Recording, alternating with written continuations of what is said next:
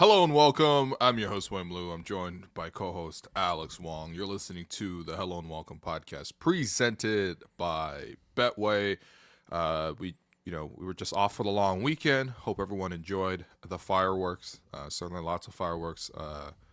Just like 2 blocks away from my house, so it's like very, very clear. A lot of noises at night. DuPont or You know where I live. It's Yeah. actually not close to DuPont anymore. But okay, sorry. what's going on, Alex? Any fireworks downtown? Yeah, just a lot of upset Leafs fans. This weekend, happy V-Day to everybody. Shouts to Crystal Palace for a huge FA Cup win. Wow, I didn't think you would go with the. Yeah, This is the Crystal Palace angle is not the one I expected. Ebereche Eze with a huge goal. Wow, what? To get the result. Yeah, that was a great goal. Scotty Scheffler, winning the PGA Championship. Who? And yeah, lots of NBA playoffs. The conference finals are getting ready to start. We are going to have a Leafs blame pie at the end of this episode because I believe you did request this if the Leafs got bounced. I feel like there should have been some payoff or at least conclusion to my 2 weeks. Oh, they got paid off. Yeah, we'll get to that. Yeah. No, it's the most topical thing in Canada, I would even say. Yeah. It's just like what's happened to the Leafs. There's certainly a lot of Schadenfreude with like lots of other. Say that again. The Schadenfreude. Mike Schadenfreude. Yeah. Who uses that term in real life? That's like such an online ass term, man. Why? No, I've never heard anybody say that. If there's a IRL. comparable term in English, I feel like Like people mockery? will be using it more. Like No. I think it's just like I guess that like it's like hate watch. It's like the original German hate watch. Then say hate watch. No, but like the whole What's entire a German hate watch? Glorious Bastards? No, everyone outside the GTA hate watches the Leafs, and they certainly got their wish with a crazy Game 7 result. Schadenfreude. Mike, shut up for that. No, man. No one's allowed to ever use that word in real life, man. NBA playoffs. That's what we're here for. We're going to make our conference finals predictions as well.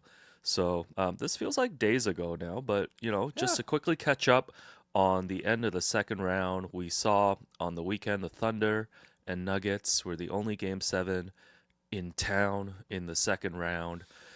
And, the Thunder came out at home, Game 7. Aaron Gordon played through a hamstring strain, shouts to Mr. Nugget. Nuggets got off to a pretty good start. It looked like the Thunder looked kind of shook at the beginning, couldn't really make a shot.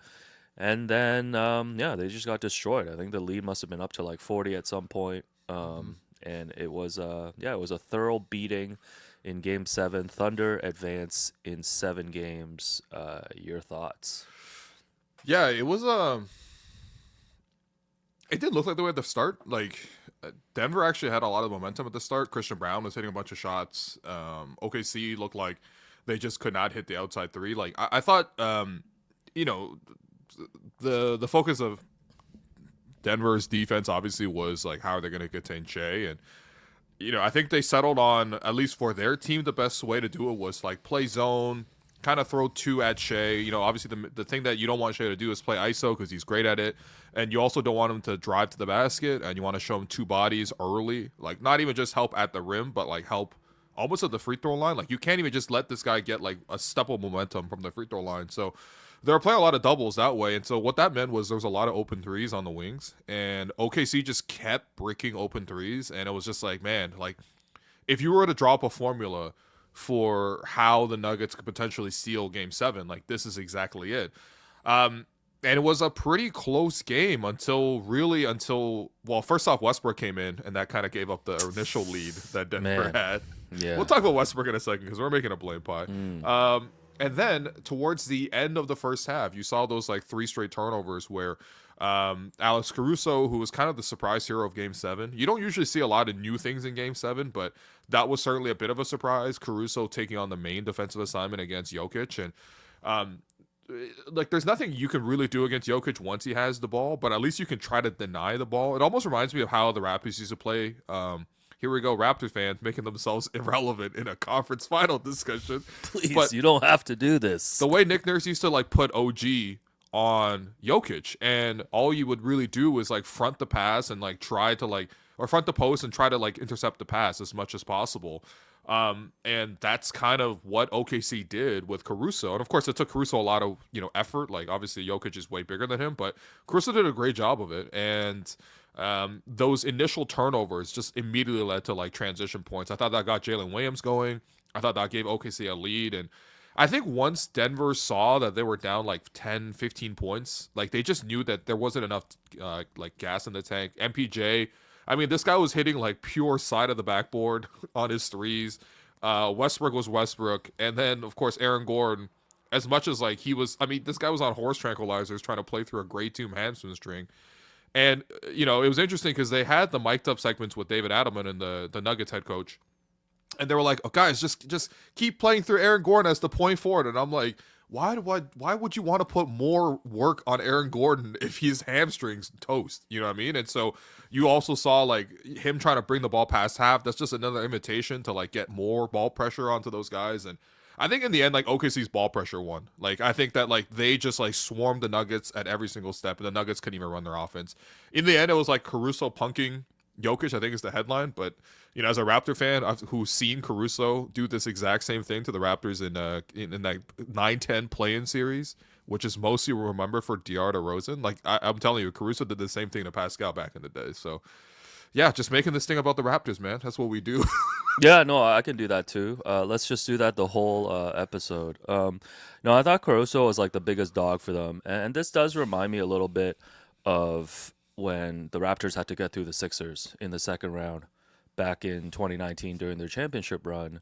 Like, if you're gonna make a run like this, you are gonna run into a series where it's not pretty, where you're gonna have to fight through a couple pressure points. Like the Raptors were down 2-1 and had to win a game on the road against Philadelphia, where Kawhi saved them. And you saw the Thunder were, in game 4, down 2-1 in the same situation and trailing going into the fourth quarter, and turned their defense up and were able to get that win. They were super impressive in pulling out the game 5 win. It looked like Denver had that one coming down the stretch in the fourth quarter. And even though the final score here in game 7, you look at it, it wasn't even close. Like that was like a pressure point in the first quarter, right? Like it was a lot of pressure on them. They're down double digits at home. Shea ends up scoring 35 points. J-Dub, my guy, ended up getting 24 too. And a lot of the role players, led by Caruso, just like stepped up at points throughout the series. So I almost feel like just because they had lost in the second round last season and because they were going up against a former champion here, winning this series kind of might be like the Raptors in that it kind of unlocks them into a better team as they move on now. Yeah, this is like by far OKC's most impressive playoff series win. In their and they're like it's still a young team. I think that like the expectations when you win 68 games in the regular season and what are they now, like 76 and oh yeah, I think they're like 78 and a 19 now. Yeah, it's like when you're at this point, like they should hand out those shirts after like every game. Like they should update the record and put it as a playoff shirt. Yeah. I actually don't hate that because this is already kind of shameless as is. Who just adds playoff wins to regular season wins, man? Come on, man. But I think they needed something like this. Like they needed to be tested. They needed to be like stressed. They needed to lose a game 1 and learn how to fight back. They needed to sort of like see a defense completely load up on Shea and sort of counter to that. I thought Shea did a great job over the course of the series because like at the start of the series and even in the Memphis series, like Shea was forcing a lot of one-on-ones and it just wasn't as necessary, right? I thought over the course of at the end of game 5, I thought Shea really trusted his teammates. And I thought in this game, in game 7, Shea, even though the first half, the guys weren't hitting open threes, you could easily see a guy sort of pulling away, kind of like how Donovan Mitchell did. Like, I thought Mitchell really just, like, dominated the offense to such a large degree for Cleveland that it took everyone else out the rhythm. And eventually it was like, well, he doesn't have any help. It's like, well, you're not sharing the ball, I thought Shea played a team game all the way throughout. And then in the moments where he needed to, the one-on-ones, the step-back threes, like, I thought he put it together in a beautiful way, too. So, yeah, I mean, that and also just, like, man, it just takes so much to go, like, to beat Jokic. Because, like, you can look at this series. Jokic had how many good teammates, right? Aaron Gordon hit some huge threes, but he got hurt towards the end. Christian Brown was good. Jamal Murray was, like, good in maybe 2 games. Great in 1, but, like, maybe good in 2 games. and somehow it's still Game 7 against a 70 whatever 8-win team. Like that's all Jokic. Like it's actually freaky watching him, man. And Well, I still you know, blame Mark Daigneault because if he doesn't blow that game one, this could yeah, easily have been a 5-game series, and that's could the have. margin of error in these playoffs, right? Like you can't give a game up like that, and it's good. I think it's good for the Thunder to get this test, and I really think getting now to the conference finals, even though like job's not finished, hashtag Kobe, but it's like I think just getting Okay. over that second round hump is going to be huge for them. Like I feel like they can just be more relaxed now. Like Yeah. everybody was looking at them in this matchup of like, are they actually going to come through? And now that they're there, I think it'll be good for them.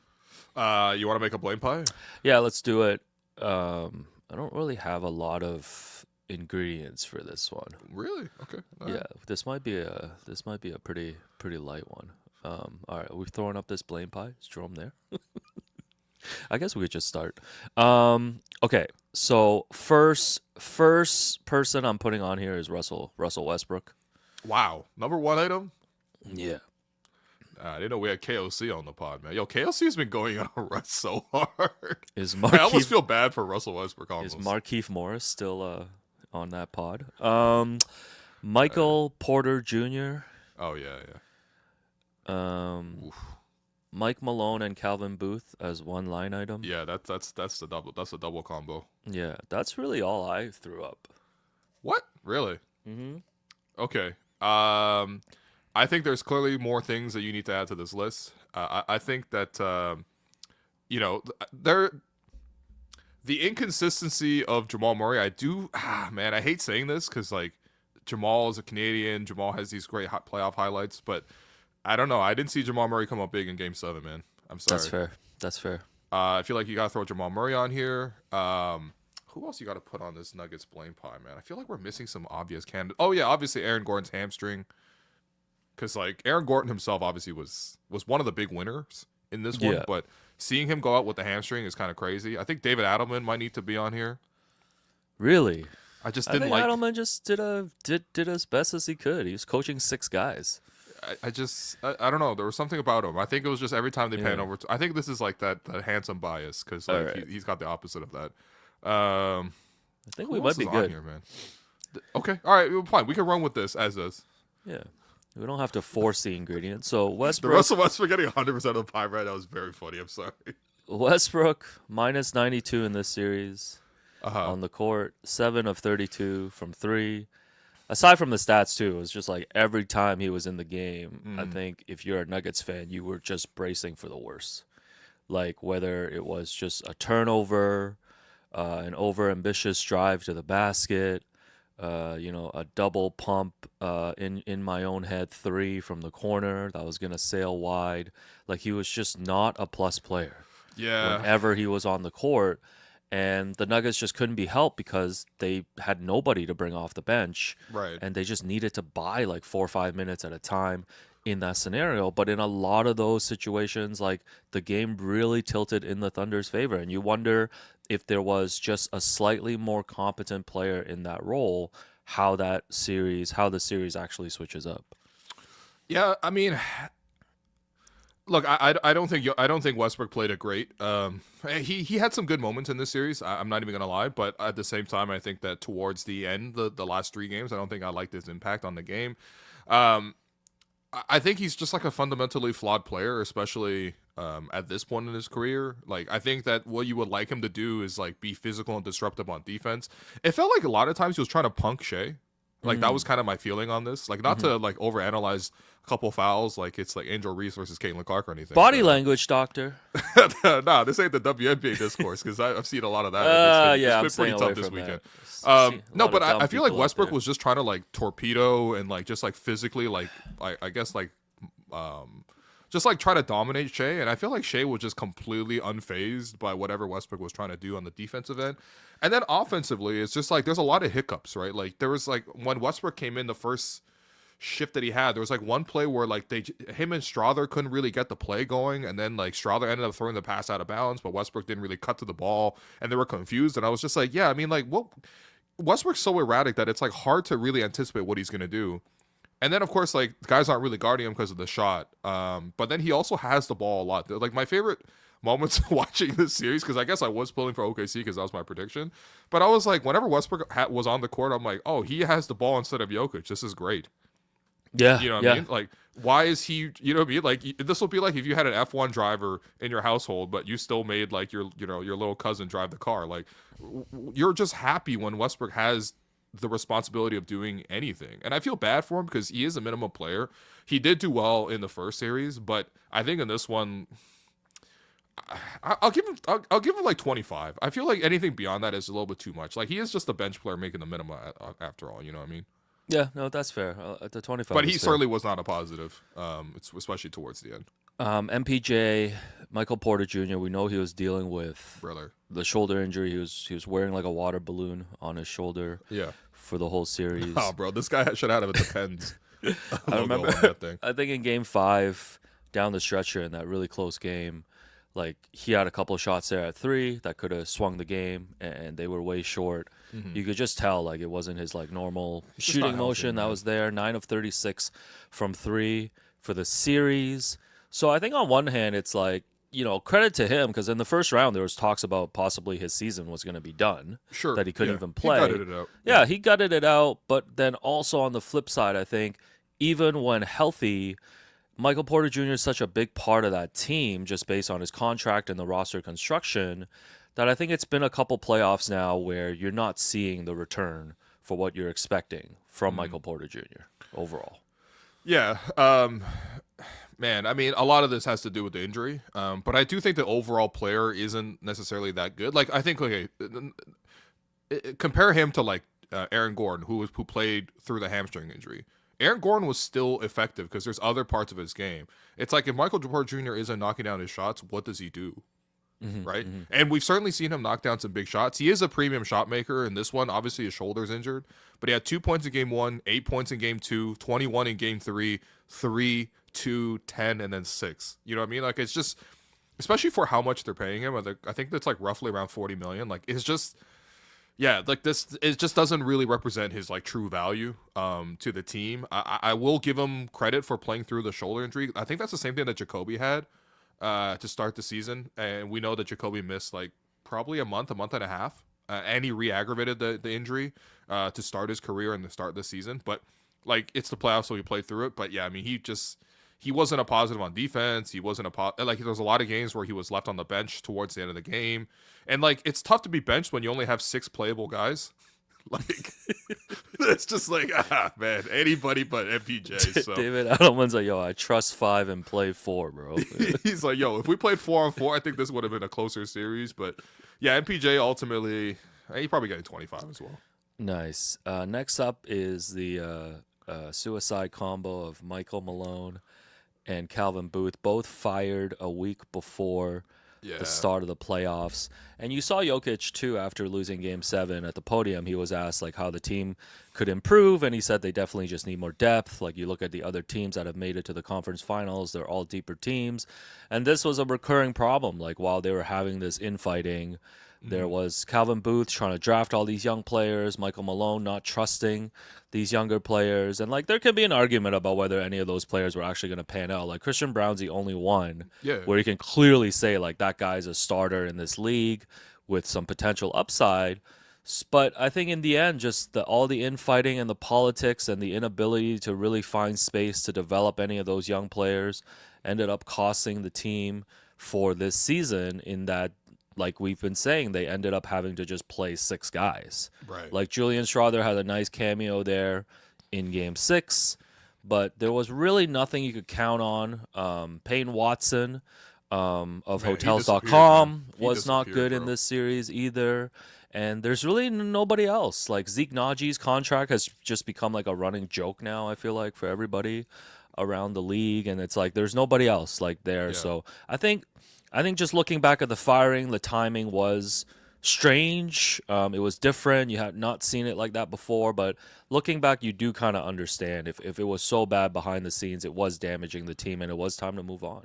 Yeah, look, it's difficult because this team won the championship and everyone got paid who was contributing to the championship. Well, I guess outside of Bruce Brown and KCP, but at least got paid out by other teams. So like once you win the championship, like your team gets expensive. Like the same thing happened with the Raptors, right? Eventually everyone got paid and some guys left the team, and it just is what it is, right? That's just what happens. But at the same time, like it is still really important to supplement the bottom of your roster. And like I think the two of them in tandem, I think is big here because I know there's not that much talent in terms of like these guys aren't guarantees to be great, but they needed to find some way over the course of the season to like at least build up and give them a little bit more time, a little bit more experience, something, because like ultimately you are going to go to war with these guys. And when you got to the playoffs, it's like they didn't really develop these guys all season. They actually relied really heavily on Jokic and Jamal to carry them minutes wise for the regular season as well. And by the time you come to the playoffs, it's like eventually you are going to run out of gas. At the same time, though, I do feel bad because it's like, I mean, Peyton Watson, Julian Strawther, Jalen Pickett, Dario Saric, DeAndre Jordan, Zeke Naji, Vlatko Chanchar, Hunter Tyson. Like, these guys are just not playable in a playoff series, man. Like, well, someone pointed out in the chat, who's like, valuable in that stretch? You know what I mean? Calvin Like, Booth signed Zeke Naji and Dario Saric for a combined $13 million. Like, yeah, there's just better ways to allocate those resources, right? Like, you look at the Knicks, the way they're able to squeeze some useful minutes out of, say, like a campaign or something like that, right? Yeah, like if campaign was in place of like Russell Westbrook, I'm not saying that swings the series, but if you start adding up some useful players on the bench, like you are a different team. Man, if you're talking about the Knicks in terms of needing to have depth like the Knicks, that's crazy. I'm sorry, man. No, but like, you know what I mean? Like even like a Malik Beasley, who was like a huge player for Detroit this year, right? And obviously was one of the best value contracts in the league. I think he signed for like $6 million. Yeah, like I don't Or like swing a trade mid-season. No You know what I mean? disrespect Like, to Dario Saric's family, like but like why, like what's the point of having him on this team? well, I think he's there for companionship for Jokic, man. Him and Vlatko Chanchar are both The there. two brothers are not enough. No, man. That's Oh. like their Thanasis. Like, No, man, no. That we need to put in a Thanasis rule on the cap negotiation, man. just like, a team friend. No, all nepotism hires must be approved by the Oh, league, man. I think Like, that should be called the Bronny James rule. I mean, with all due respect to Thanasis. Like, yeah. Oh my god, man. Anyways. No, it's just like their bench is so bad that like I don't even know if these guys will play on the Raptors bench, which is kind of nuts because Raps aren't even in the playoffs. Yo, But, you like, have a bet to mention the Raptors 100 times today or what? Man? I'll help you hit the over, man. Let me know. I actually think that they deserve more blame than even Westbrook and Jokic. Okay, fine. Yeah, I'm happy with that. You want to assign a percentage for this? Let's give him 40. Let's give him Okay, 40, man. let's do 40. I just don't feel like you have an all-time great in Jokic on your team. Like you just need to do a better job of like putting talent and even a cohesive like environment around him. You know what I mean? Yeah. Well, that was one of the questions I was going to ask you. Is like you look at this Nuggets situation, winning a championship 2 years ago. Yeah. Could they become the next Giannis Milwaukee situation? Because like here's the two main red flags. Number one, the Bucks failed to get any young players in to kind of replenish the core, similar to what Denver is doing right now. And eventually for the Bucks with guys like Chris Middleton, and I guess you could even put Dame here like via trade, like their contracts got too expensive. And you add Kyle Kuzma to the mix, right? Like they built a core that's too expensive that they locked in.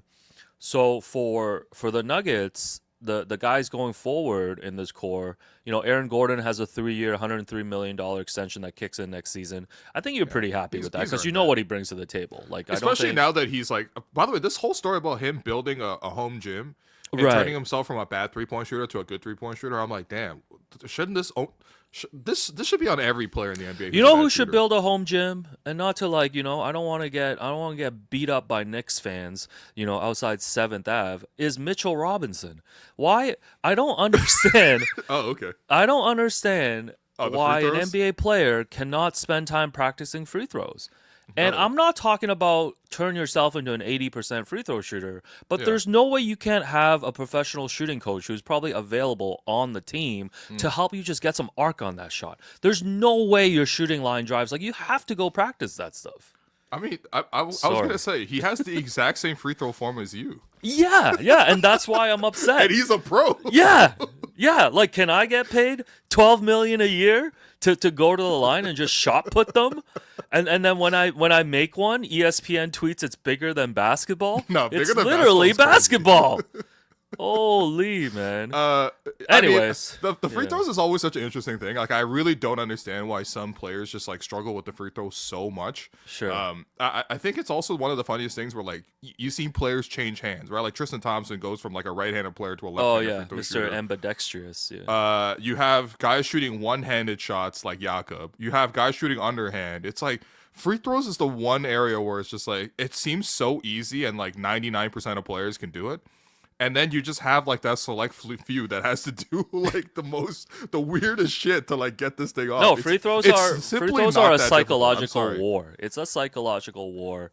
And Giannis pisses me off too. Come to Toronto, but like Giannis pisses me off too with his damn like 12-second routine. Oh yeah, the Like breathing. it's not working. So why don't you try 4 seconds? No, he's doing the namaste, man. Come on, man. Oh my I God. thought you would appreciate that as a Yeah, fellow shouts to Asian. all my Japanese.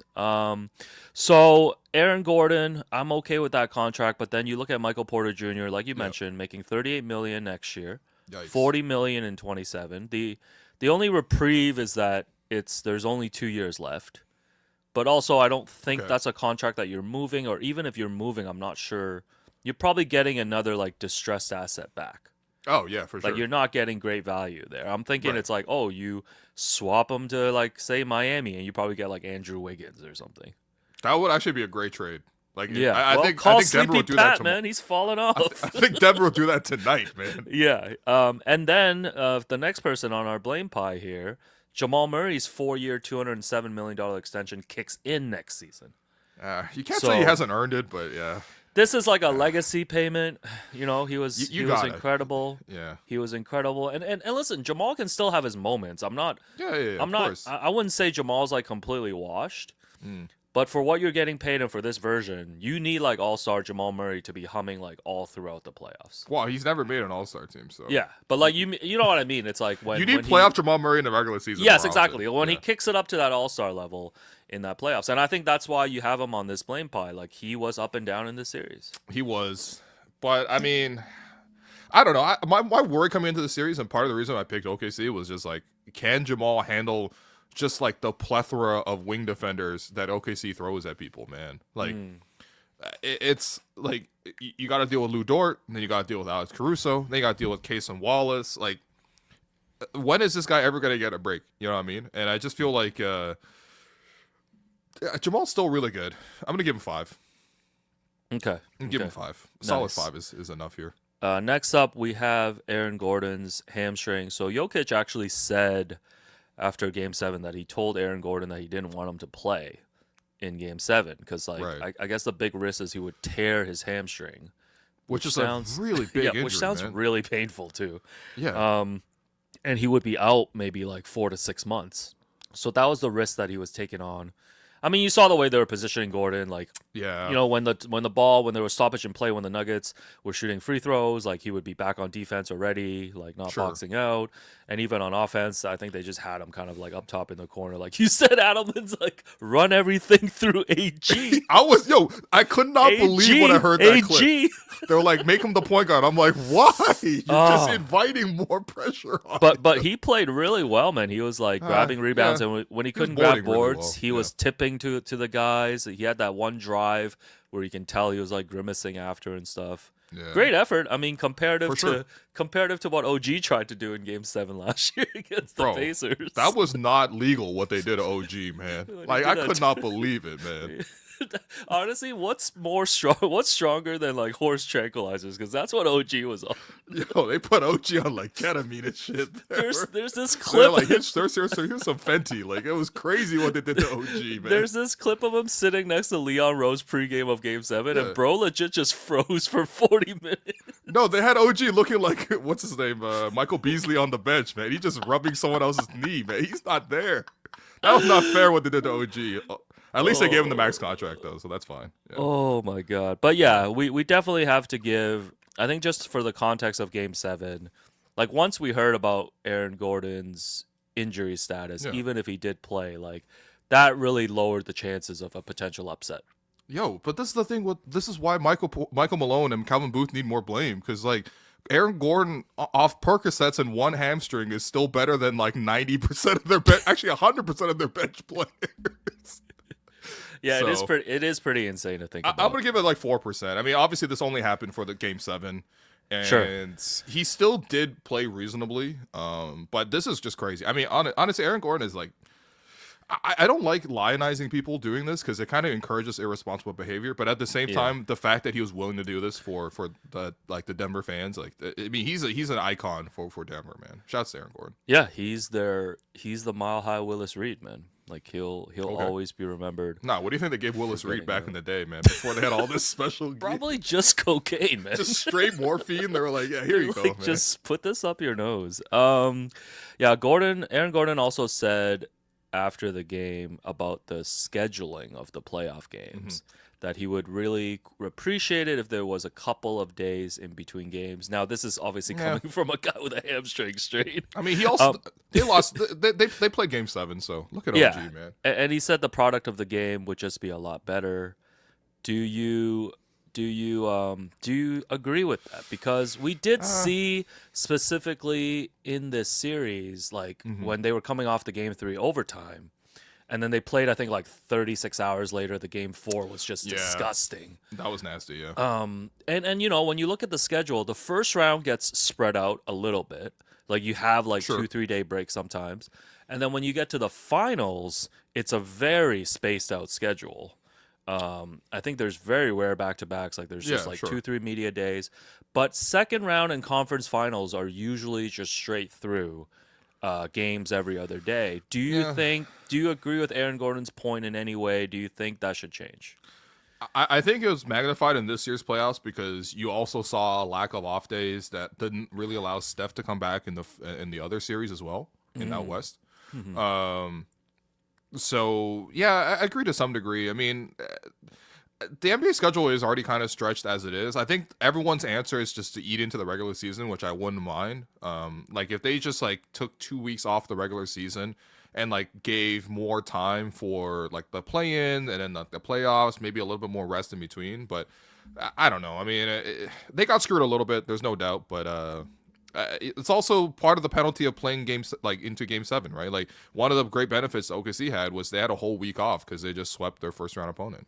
Yeah, meanwhile, Minnesota has played 10 games in these playoffs in 36 days. I was gonna say, man, when does Minnesota play? Like, Someone haven't check Ant's off-court activities. yeah, they're giving away too much time off. My proposal would be for game 7s, there should always be 2 days off before.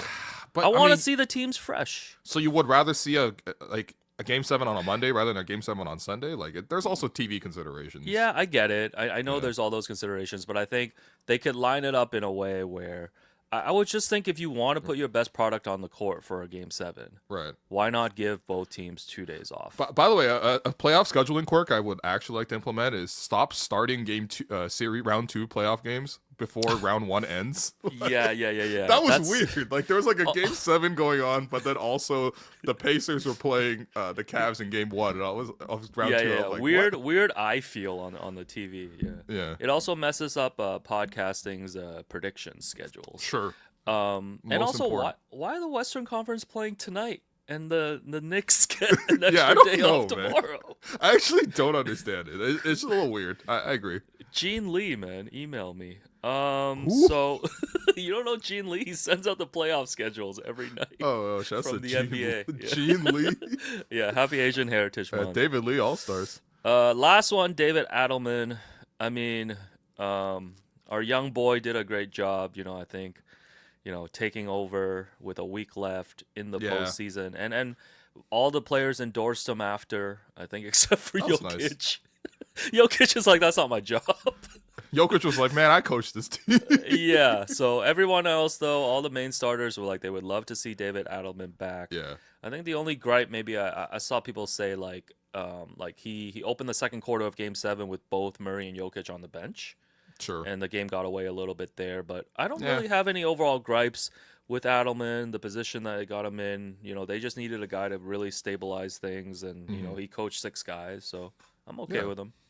The Nuggets are like a ace 9, man. it's hard to just like go into a hand. Like, let's say the playoffs has like 8 people in the pot. Like, it's you can maybe win with ace 9, but you probably need a couple of things to go your way. You know what I mean? And obviously Jokic is that ace, but like, brother, the rest of that roster, giving it a 9 is even generous, man. It might be like an ace 5. Like, they might be trying to hit a wheel. You know what I mean? Let's get you to poker this Sunday, man. Oh man. Yo, Ennis, hit him up. Yeah, no. How much do you want to give young DA? I think young DA getting 1% here. I think Okay. I'm giving it to him for purely unfortunate petty reasons. So Okay, so Yeah. that is our blame pie for the Denver Nuggets. just to recap for people listening on the audio, Michael Malone and Calvin Booth collectively get 40%. Arguably, they could have gotten more here. Russell Westbrook and Michael Porter Jr. each get 1/4 of the blame, 25% each. Jamal Murray, for just some up and down inconsistency, gets 5%. Aaron Gordon's hamstring, 4%. And then David Adelman gets 1% just to get on this pie. But I think this is like, I mean, the Nuggets weren't even the better team. That's the thing. Like, they got blown out so many times in this series. Like, I'm sorry, OKC was just a better team, and the fact that they even took it to 7, I think they could be proud of what there actually is here. Yeah. Someone said there's nothing for Jokic. I mean, I Listen, don't know. you can quibble with Jokic being up and down against probably his toughest, the toughest defensive team he's gone up against in the playoffs. You can quibble with his defense, but it's hard for me to put any blame on the guy who single-handedly makes this whole team run. The one thing I would blame Jokic for is this series showed me how much of a flopper he is. Yeah. Like, he has a flopper mode, man. And the thing is, he doesn't do it all the time. It's just when it hits the bonus, and then he starts doing that jump swim move where anybody's trying to impede, like, just, you know what I mean? Like, not even like hold him or anything, just like standing in his way. He would just like jump on top of them. And I was like, this is some bullshit, man. Like, there was that infamous play where he got like tangled up with Jalen Williams, and the two of them were like doing a tango across the court. But he got called for an offensive foul on that, right? But bro, like, he just does this move where he just jumps and then he like also flops from that position. Like, he just draws a lot of fouls in the position where he's trying to post up, which is just like, I'm not it's against nasty that to see, man. because he's taking a lot of physicality too, though. Like, No, against these teams. that's fine. That's fine. But I Like, think I feel like it that's his way always of looks. responding. But bro, Yeah. do we not say this about Embiid though? Like, that's not fair. Yeah, Embiid no, flops no. more. There's no doubt, and Embiid flops more consistently. But Jokic hits that same mode, and you could definitely tell that he's frustrated with the referee, and he'll flop the next 3 plays until he gets the right calls. And it's just like, it's a nasty like viewing experience. I'll just say that much. Yeah, we do afford Jokic with a lot more grace. Than, He gets some than, say, a incredible Joel grace, Embiid. man. He gets amazing grace. He actually has he been a 50-win team in the playoffs in the last couple of years? Yeah, in the first round, bro. Oh wait, did the Clippers win 50? Yeah, oh, I never think they mind. won Oh. exactly 50. Yeah. Have they been a 51 I win hate- team in the playoffs? Have they beat a 79 and 18 team yet? Yeah. Yeah. Come on, man. Anyway, what up, Romy? Hello. Alex was griping about Mitchell Robinson's free throw shooting. And just to add some credence to what Alex was saying, like, we were privy to actually watch Alex get coached in free throwing live in person. That's right. Will, do you want to take us through that experience? Because we have ourselves a clip. Oh, this is great. So, don't think I I've believe seen the situation was we got fouled down 1. Just this to was- rewind, we're talking about our 2023 Sport versus Media game with Yes. TMU. Shouts out to Krina and the rest of the team who helped organize that. Alex came out, the MVP, and if he sealed it at any point, it would probably be in this moment here, which Yeah. Will's about to talk about. So the premise of it was, can media members beat a team of athletes? And not just athletes, but these were like Collegiate athletes. these collegiate athletes. So they're Yeah. young, like they're way younger, they're way more fit than us. The media team included, the 3 of us. It included Lee Ben Osman. We also got a key trade of maybe one of the best athletes on the court to be on our team. We did to get really make one it of the happen. best athletes on the court who has represented Canada nationally Yes. on the 3-on-3 game, Alex Superman Johnson. But at the same time, it was just Yet really Alex one guy. Wong won the MVP. Yeah, well, when they said Alex, I was like, oh, no surprise. And then they said Wong. But Yo, I'm right here, guys. sorry. No, you honestly, here's the thing. So we're down 1 against the athletes. So it's already Down really two.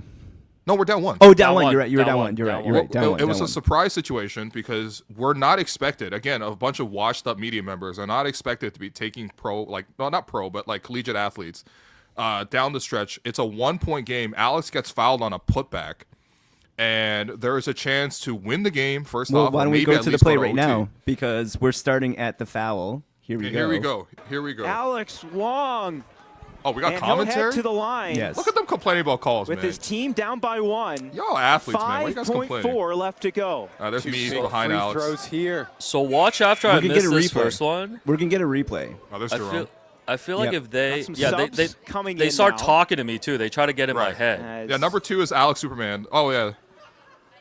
Oh, that's a foul. These are That's a foul. two He jumped on you. huge free throws coming up for They Alex were Wong. they were all coming up to me trying to get in my As head. the boys Yeah. on the They're trying to hockey psych team you out. Yeah. trying Yeah. to do everything in their power.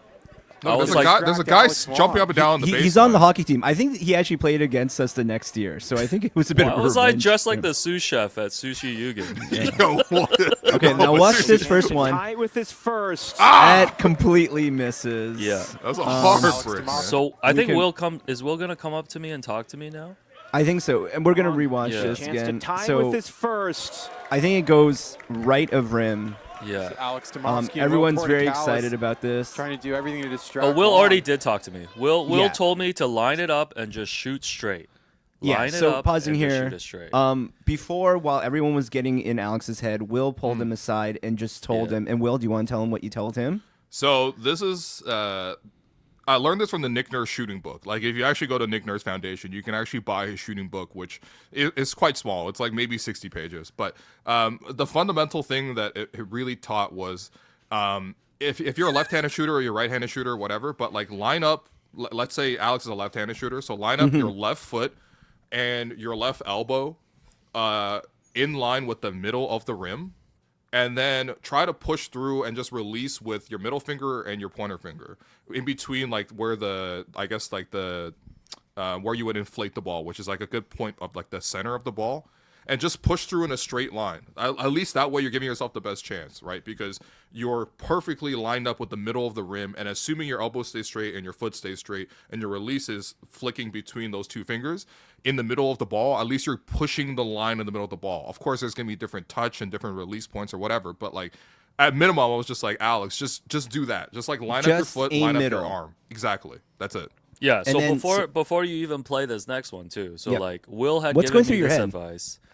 I'm pretty chill at that point because like Yeah, I think you were relaxed the whole time. I was on 1,000 energy. I think I had some like nice hook See shots Will in the background of this freeze frame here. Will's Will like, just Will's like, fuck, man, this guy's gonna ruin this whole game for us. We're gonna have Here, to go to we- the locker room. Callous. yeah, you can Why see are you Alex, dressed is like being Super distracted. Alex is Mario? rubbing his hand, Why are and you Will is dressed like just Luigi? tense. Gotta be mindful. Wait, so pause this before we play Yeah. it. It's like, so what I remember is like Will gives me this pep talk, Mm-hmm. and it's like very useful because like this is what I'm locked in on.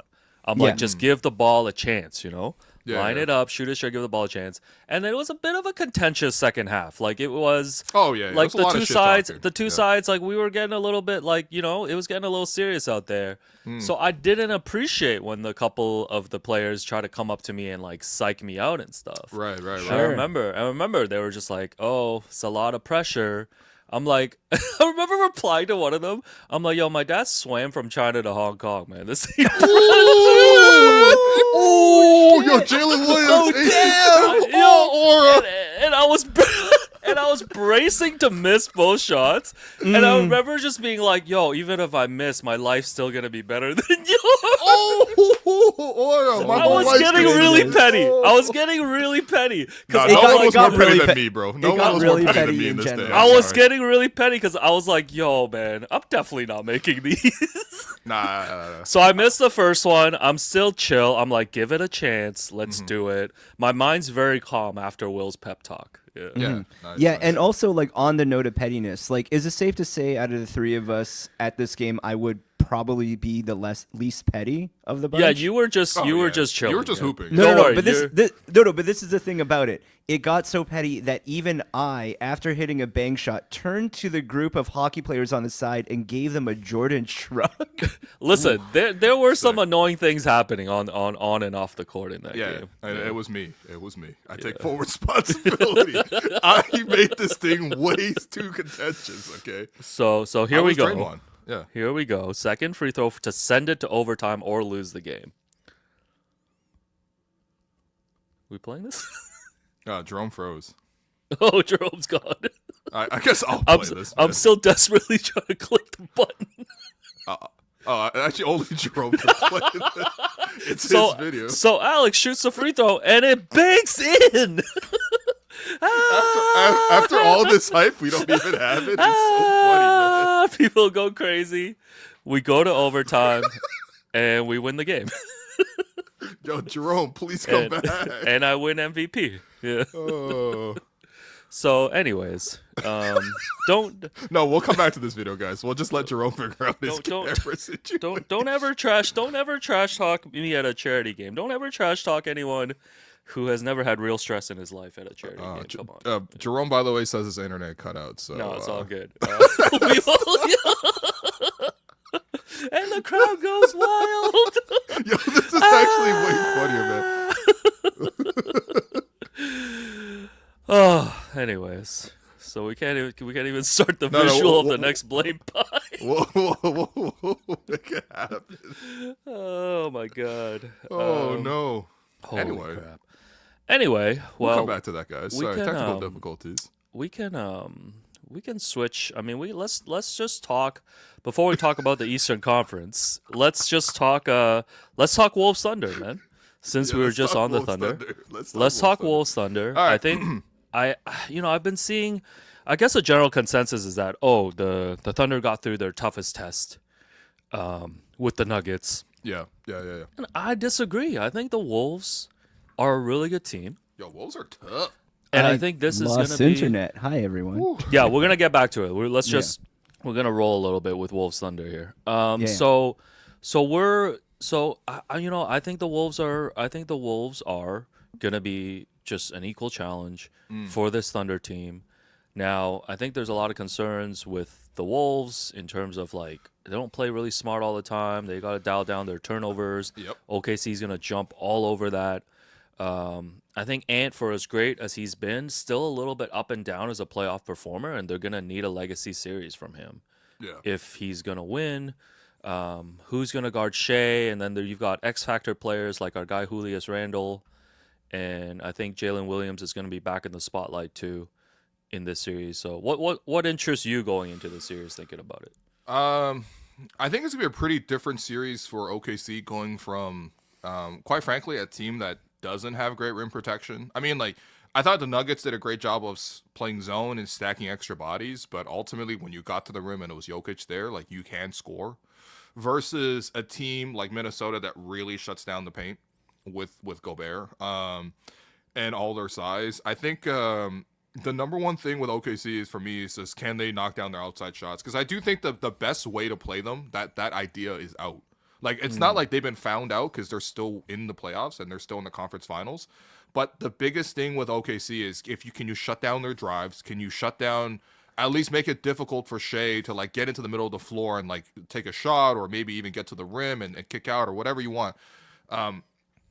But play zone, and you're going to sacrifice open wing threes by doing that. And I think over the course of the playoffs, you've seen that like Lou Dort, outside of that miraculous stretch in Game 5, which allowed OKC to make a comeback there in the fourth quarter where he knocked down 3 threes. But Lou Dort has not been a consistent three-point shooter. Alex Caruso, as much as he's had a couple games of consistent three-point shooting, has not really been there. Isaiah Joe, who's probably like their best catch-and-shoot guy on the wing, he's just been played out of the playoffs just based on lack of defense. So it's like a lot of like you're willing to live with Aaron Wiggins wing threes. You're willing to live with Jalen Williams wing threes. You're willing to live with Chet Holmgren wing threes. You don't want Chet shooting from the corners. He's much better from there. But like those are the things that I think Minnesota has the tools to make it difficult in terms of plugging up the middle, taking away the paint, and just at least like forcing OKC to actually get hot from three. OKC actually I think the only two teams with worse 3-point percentages in the playoffs were Orlando and Memphis. So it's like, yeah, I mean, that can get a little scary. I think on the flip side, though, OKC has some good tools to guard against what Minnesota has. I mean, OKC now has more size, and I think that you'll probably see Hartenstein on Randall. You honestly, based on how Caruso did, you might even see some Caruso on Randall. Just try to draw some offensive fouls, try to strip the ball. But that's obviously more of a plan B. I think you still have great help defense coming over in Chet Holmgren. I feel like Chet is really underrated, but like every time Chet's in the game, I feel really good. His ability to come over and rotate and help. He could also play in transition, except when he's leading the break, because like he just starts to like be all loopy and shit when he's pushing the break. I mean, he's a 7-footer. It is what it is. But and then of course you have like Lou Dort, you have Casey Wallace, you have Caruso, like you have even Jalen Williams. Like you have guys that you could maybe throw on Ant. You know, I think the one thing that you haven't seen great on these playoffs is just like, I mean, the Lakers defensively were so poor, they had nobody to throw on Ant. And Ant was just popping off like crazy. And then, of course, Golden State plays more zone. They play more whatever. But it's like they still don't have a great coverage on Ant. I think this series, like you actually will see better, at least on-ball defense against them. So I think it's going to be a defensive battle more than anything else. But I think for me, I ultimately had OKC winning in 7. I think home court really does matter here. And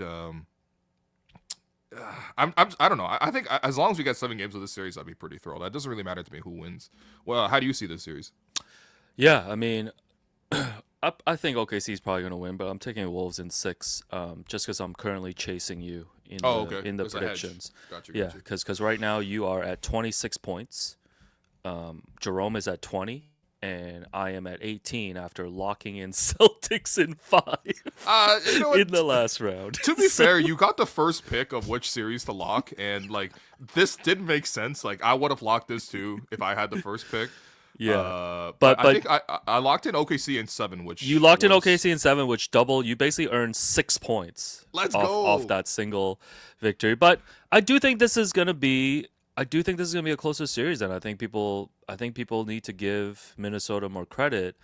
And you know, I do wonder, like with Ant too, like, you know, I think OKC's done this before, even with Luka, like just kind of like, you know, blitzing with their defense and forcing the ball out of his hands.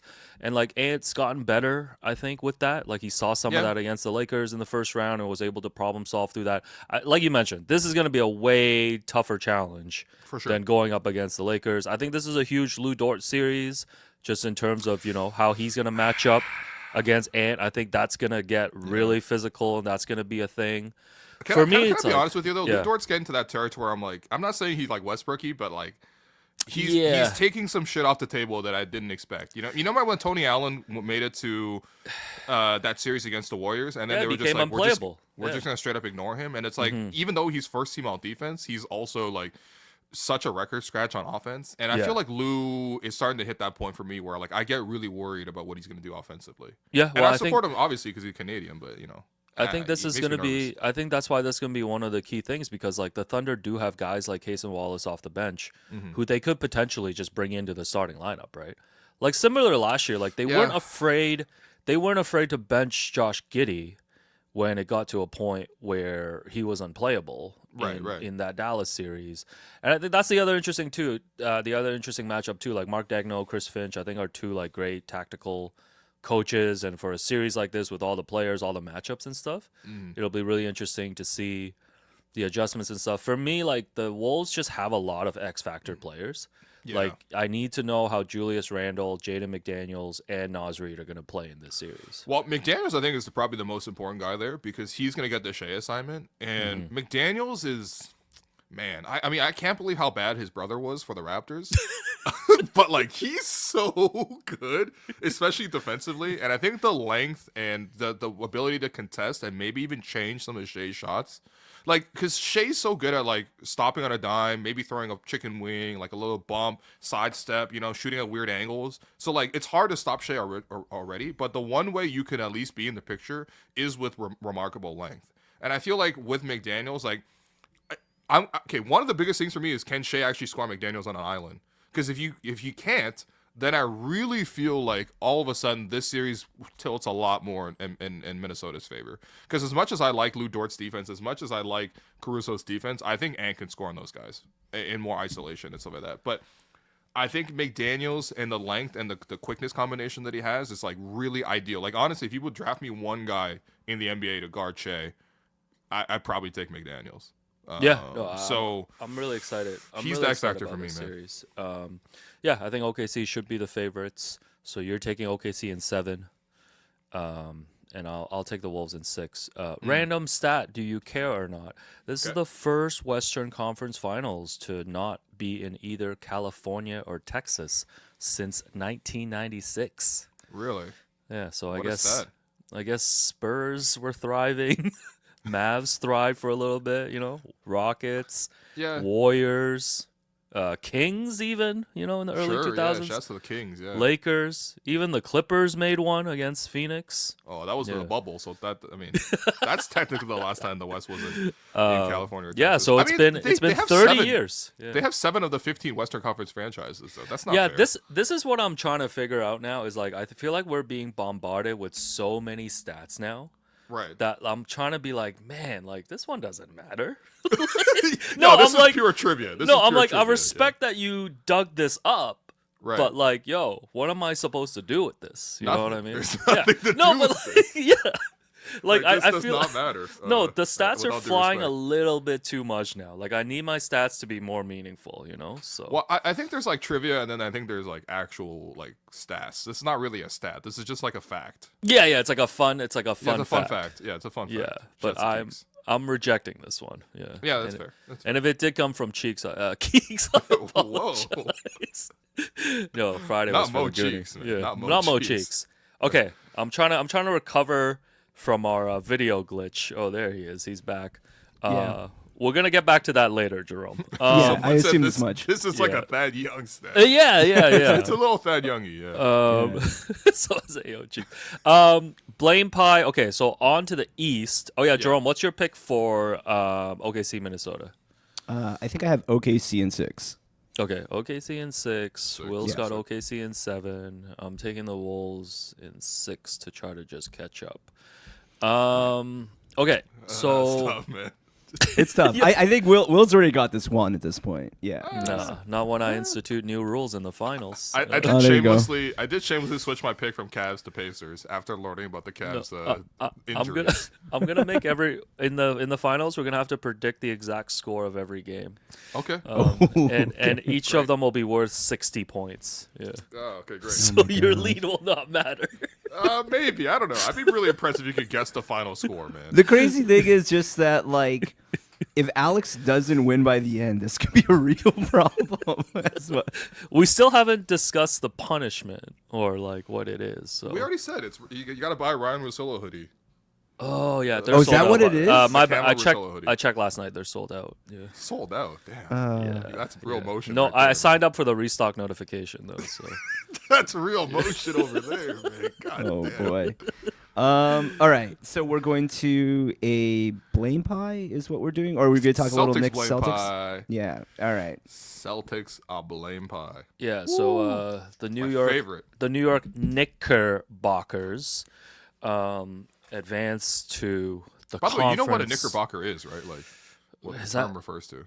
Is that like similar to like just a American or no? Is it like Canucks? No. Oh, do they shine shoes? Or? No. Oh, I don't know why Knickerbocker makes me think of like a blue collar worker. It does kind of sound like it, but I think Okay. Knickerbocker refers to pants. Like it's like a. I think it's a sweatpants. Yeah, it's Yeah. like a. Baggy Oh, like a pant. pair of knickers? Yeah. Yeah. Okay, yeah, okay, yeah. Okay. Knickerbockers, I think, is just like baggy pants. Yeah, They're okay. the New York baggy So pants. the New York Carhartt 36s. Yeah, basically, yeah. Oh my god! Wow, they just lost all the aura. Yeah. Yeah. That is insane. Oh no, but this was like a #1 fashion item back in the day, man. Yeah, just a pair of Knicks. Yeah, actually, like this was like the Rocking, thing that people were wearing back then. rocking a pair of Knicks over there. All right, So Jerome. Sorry to bump your thing, but I just want to show Knickerbockers real quick. This is what they are. yeah, damn. This is how I feel like this is coming back in style. I feel this like. is how everyone's dressing in 2025. This is what we purchased at East Studio Nixon. Yeah, no, this is literally a This is East what the New Studio York Knicks Knicks are shirt named out. after. Just these pants. Wow. Yeah. Wow, I hate the Knicks now. Okay. Anyway. So New York Knicks defeat the Boston Yeah. Celtics, and yeah, who you want on this blame pie? I think Kristaps Porzingis' mysterious illness. I think that's probably it should definitely be on here. I don't know if it's the number one item. We can put it there. Jason Tatum's injury as number 2. Yeah, Jason Tatum, Achilles. We throwing Halen Brown on here? Halen Brown. By the way, why does Bill Simmons always say Masai Ujiri? Because he's terrible at pronouncing Does he names. think that he's Hispanic? Oh, Why is he no. pronouncing the J as an H? Oh no, not Josef Casharo. That's what I'm saying. We went to a Mexican restaurant to celebrate Joe Cash's birthday on Friday. And Don't you mean Ho Cash? Will and I pulled up separately, and we're both like to the waitress up front. We're the hostess up front. We're like, yeah, we're here for Joseph. She's like, oh, Joseph. Yeah. So he's Joseph now to us. He is Joseph. But why is he calling him Masai Ujiri?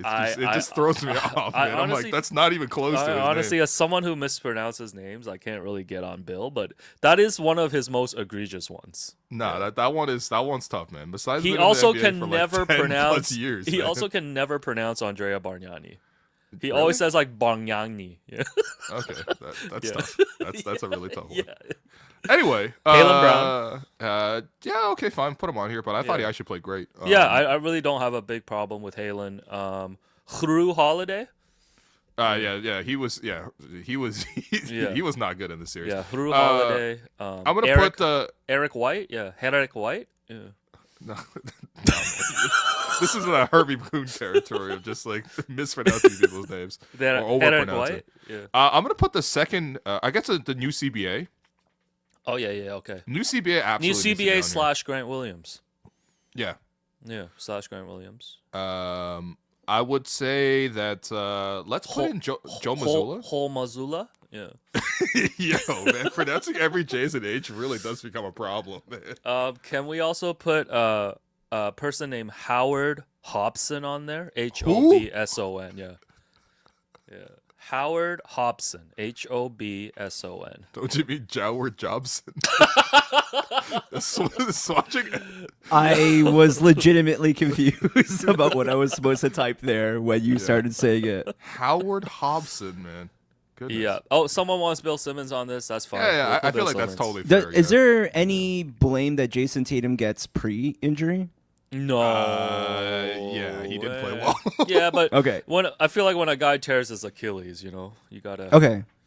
give him Okay, a out of break. respect. All right, injury respect. I guess we Right. didn't give this to MPJ though. So final one, Bill Simmons, right? Yeah, Bill Simmons. Maybe just Boston media in general, because I feel like So Bill Simmons. Dave Portnoy should be on here, but No, I don't want Portnoy on my pie. No, let's just put Portnoy's Bill going Simmons. nowhere near this pod. Yeah. You're Bill right. Simmons, You're right. Bill All right, Simmons. Okay, let's start. Who we got first? I can't see. Kristaps Porzingis' illness, mysterious illness. Porzingis. Yeah. He the Zing General, man. Holy shit! It was right there for you. Yo, damn. Shit. So I think So Wow. what was going on with Porzingis? We still don't have an answer. He missed like a month in the regular season with this thing. Came back, played in the playoffs. Could only play off the bench. Was kind of like dominant off the bench. They still ran ISOs for him. I don't know. I feel bad. I just like Porzingis is already like a perpetually injured player, but like I think you're taking it to another level when it's not even like injury related. It's just mysterious illness related. I hope he gets well soon, but like ultimately, yeah, I mean, this was like at least 30% of the blame, man. Like I'm not saying you needed him to play cat to an even, but like it felt like Boston only had one big, and it was Al Horford. And Porzingis should have been that other guy, man. Yeah, I mean they just didn't have Porzingis in theory for this whole series, and Right. it is tough hearing him talk about how he doesn't know what the illness is, how he's just, there was one game where he had to be taken out because, like, he was just running out of breath. And I think they're still trying to figure out what that is. So hopefully he can get that diagnosed and figured out moving forward. But yeah, from a basketball perspective, I think that really hurt them in this series. And I also think this is kind of in tandem with Joe Mazzulla, in that I felt like Mazzulla really stuck with Porzingis for too long in this series. Sure. Like he was. But, I mean, who else is he gonna go with? There's no other guys. Yeah, There's no other... number 88. Yeah, 88. Oh, yeah. Naminas Kita? Yeah. Come on, man. Yeah, but it's This ain't just Porto. tough. It's just tough. Like not having Porzingis in this series. I think especially early on when it was still a series with Tatum in there, like that was a key swing. So I like that percentage. And then we have Tatum's injury. Now I think the context of Yeah. getting this into the blame pie is that they were gonna go down 3-1 at the time of Tatum's injury. So while I think long term this clearly has huge ramifications for the sure. Celtics' future, I actually wouldn't assign a huge percentage for it ending their series because they had already played their way into a 3-1 deficit. Does that make sense? Yeah, no, I think that's true. I think Yeah. even Tatum, who finally had a good game in Game 4 where he got injured, where he had like 40 something, whatever. But like they were still down 9 with like 3 minutes left when he got hurt. Yeah. So this would be low for me, probably even 5%. Wow. Yeah. It kind of like really sealed the deal because I felt like, okay, at that point you just lose hope. Like, what's the point of fighting on if like, Yeah. you know what I mean? But I mean, I hear you. Like in terms of like impacting the series, I think like it's really important to give the Knicks respect because I thought they had already beaten down the Celtics even with Tatum healthy. Yeah. And that shouldn't be taken away from them. It's like the same thing you would apply to like KD getting injured against the Raptors in 2019. I'm just like, yeah, but the Raptors were already beating down on that team. Yeah.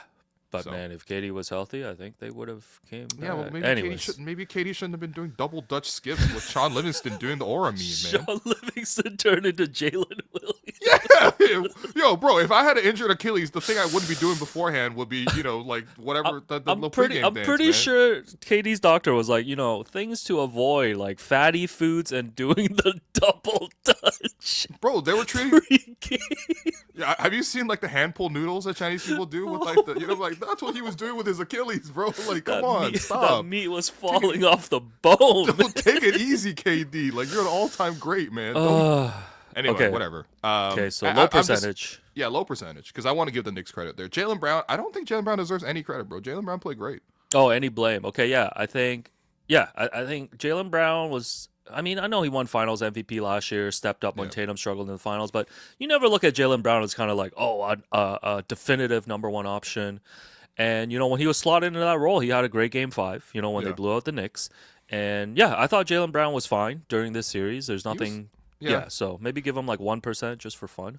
I think what's I agree with the 1%. I think with Jaylen Brown, he didn't really do well in terms of like stopping the Knicks' furious comebacks in games 1 and 2 in Boston. Sure. But I also felt like Jaylen Brown was the only guy on the Celtics who was consistently attacking the basket.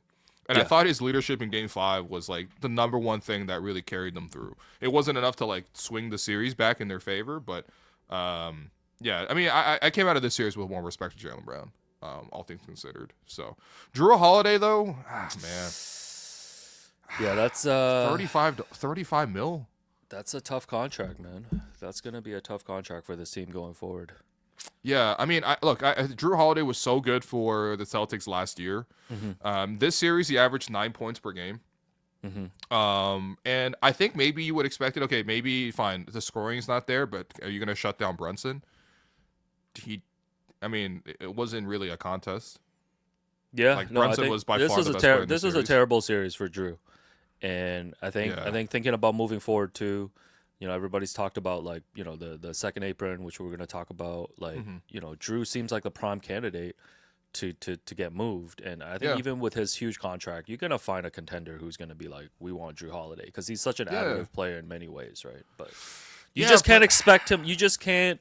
I think we saw this in Milwaukee too. Like he's not the guy to step up for you and bring you some additional offense when you need it. Look, I think okay. So Drew took he played 62 games in the regular season, which I think the Celtics' whole approach all season was like, let's just chill, go back to the playoffs, and try to defend our title, right? So, he wasn't overset in the regular season. He only averaged 11 points per game this season, which again, like they don't need him for more scoring than what they ultimately needed for. But I think there is something to be said for when when the team's injured, when they're down Porzingis, when they're down Tatum, like are guys able to step up and like step up their production? And you saw that with Derek White to some degree, but you just didn't see that with Drew Holiday. And it just makes me wonder, like he is getting pretty old now. Like he's in that same class as like Steph and DeMar and yeah, I don't know, but it's a weird comparison, but like Caruso, for example, like the level that Caruso stepped to was kind of what I was expecting Drew to do at any point in this series, and he just never did it. So he's ultimately a role player, but I mean, I don't know, maybe 10. I'll give him 10. Yeah, I like that. Is Derek White next? Derek White is next. Yeah. Derek Derek White. A lot of bad threes. I mean, I don't know what is a good three and what's a bad three for Boston. I guess that's kind of like the whole crux of watching them. But Derek White, man. Derek White shoots like he's Steph. I'm sorry. Like, he just does. But that's the whole Celtics offense, though. They're like, Yeah. they're like, they're like motivated to just take those shots, right? They're empowered. Yeah. Like, take those shots when they're open. Doesn't matter if you're throwing up 14 threes. We might get a little Grant Williams, 7 threes in a game 7 type performance. But yeah, Derek White was also not good in this series. To be fair to him, he did turn it around towards the end of the series. He had a great game 5. He had a great game 5. And I mean, look at the stats side. He actually shot 40% from 3 on 11 attempts per game. There's just something visceral about like, man, like, I don't know. I thought Derek White was fine. They needed to do more offensively, and he, for the most part, did that. Didn't do it, obviously, in games 1 and 2 when it was most important, but I'd probably give him like a solid 2, maybe 2%. Yeah, I mean, let's do that. can he shut down one of the opposing? I think the defensive reputation maybe was also like wasn't on display here. Well, I think it's so funny that, once your top player is out with a long-term injury, how the perception just quickly shifts, right? Sure. Like when this team was whole and, Tatum, obviously, but also like Porzingis when he was healthy, it's like, man, Brad Stevens has built such a great team. And Derek White and Drew Holiday are the perfect role players on here. But suddenly one guy goes out, Tatum, the head of the snake goes out, and suddenly it's like all you see are the flaws of these players. Yeah, and it just shows you how thin this like team building stuff is. Yeah, and it's like I feel like in this series we got exposed to seeing what the other side looks like, when you look at White and Holiday in this way. No, for sure. Yeah, because someone pointed out in the chat, like, Derek White was getting, like, all-star game buzz. Yeah, I hated that, man. I'm sorry. Like, come on, dude. I feel like they should put in a rule where if you're not even the third option on your team, you shouldn't be eligible for the All-Star. Like, Yeah. come on, man. That's just not what the All-Star game's about. I'm not trying to see plus-minus in the All-Star game. They should have a third banana all-star game in, like, Cancun, so those guys can still take a vacation. But No, then, the Austin Reeves All-Stars? Oh, my God. Yo, file that one away for November. Yeah. Okay, all right, fair enough. Austin Reeves will be averaging 25 at that point. The new CBA / Grant Williams, I actually think that this deserves probably at least 30%. Sure. And the reason for this is like, as even before the series started, the reports you already started hearing was like, oh man, Boston's going to blow it up no matter what after this playoff run. And I'm just like, you're in the middle of a playoff run. You're defending your title. You have still a great team. Why is this the conversation? And it's like, it's a conversation because it's the obvious thing, because they have new ownership. Everybody got paid out. And it's just like, eventually you're not going to be able to pay this like ridiculous bill that you have. So you're going to need to dump some pieces. And it's like, that should not be the conversation when you're competing, man. It just shouldn't be. No, I agree. There was already the specter of like, this is the last run for these guys. And I think a lot of that really just comes down to new CBA and how punitive it is. I mean, I like seeing the Celtics get torn apart. Don't get me wrong. Like, I'm obviously anti-Celtics, but it does kind of suck objectively when you have a great team that the conversation is immediately just like, oh man, how are they going to break it up? Because it'll happen to OKC. Like, once OKC starts paying Jalen Williams and Chet Holmgren the max, people are going to be talking about when are they going to break it up? And it's just like, can we not let a team just run for a bit? Oh You know man, what I can't wait for Asian Jalen Williams to be aura farming with like Brandon Miller in Charlotte. Oh man, yeah, he's definitely the new Grant Williams for sure, man. That's He gonna Asian be Grant so Williams tough. actually. No, I'm with you, man. I think whenever the CBA is up next time, like, you know, they really need to bring some real businessmen into the room on the player side to get a proper deal, because this has just destroyed organic team building Yeah, in the NBA. Like nothing Right. about any of this feels right and feels normal. But just to like even zag a little bit though, Bill. okay, I think my other thing is like these new owners are coming in for the Celtics.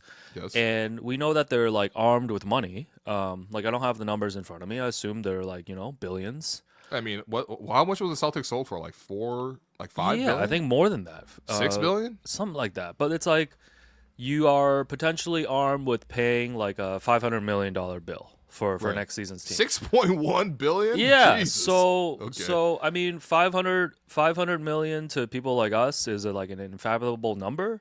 Yeah. But and this is setting aside, listen, I understand Tatum's injury will change everything.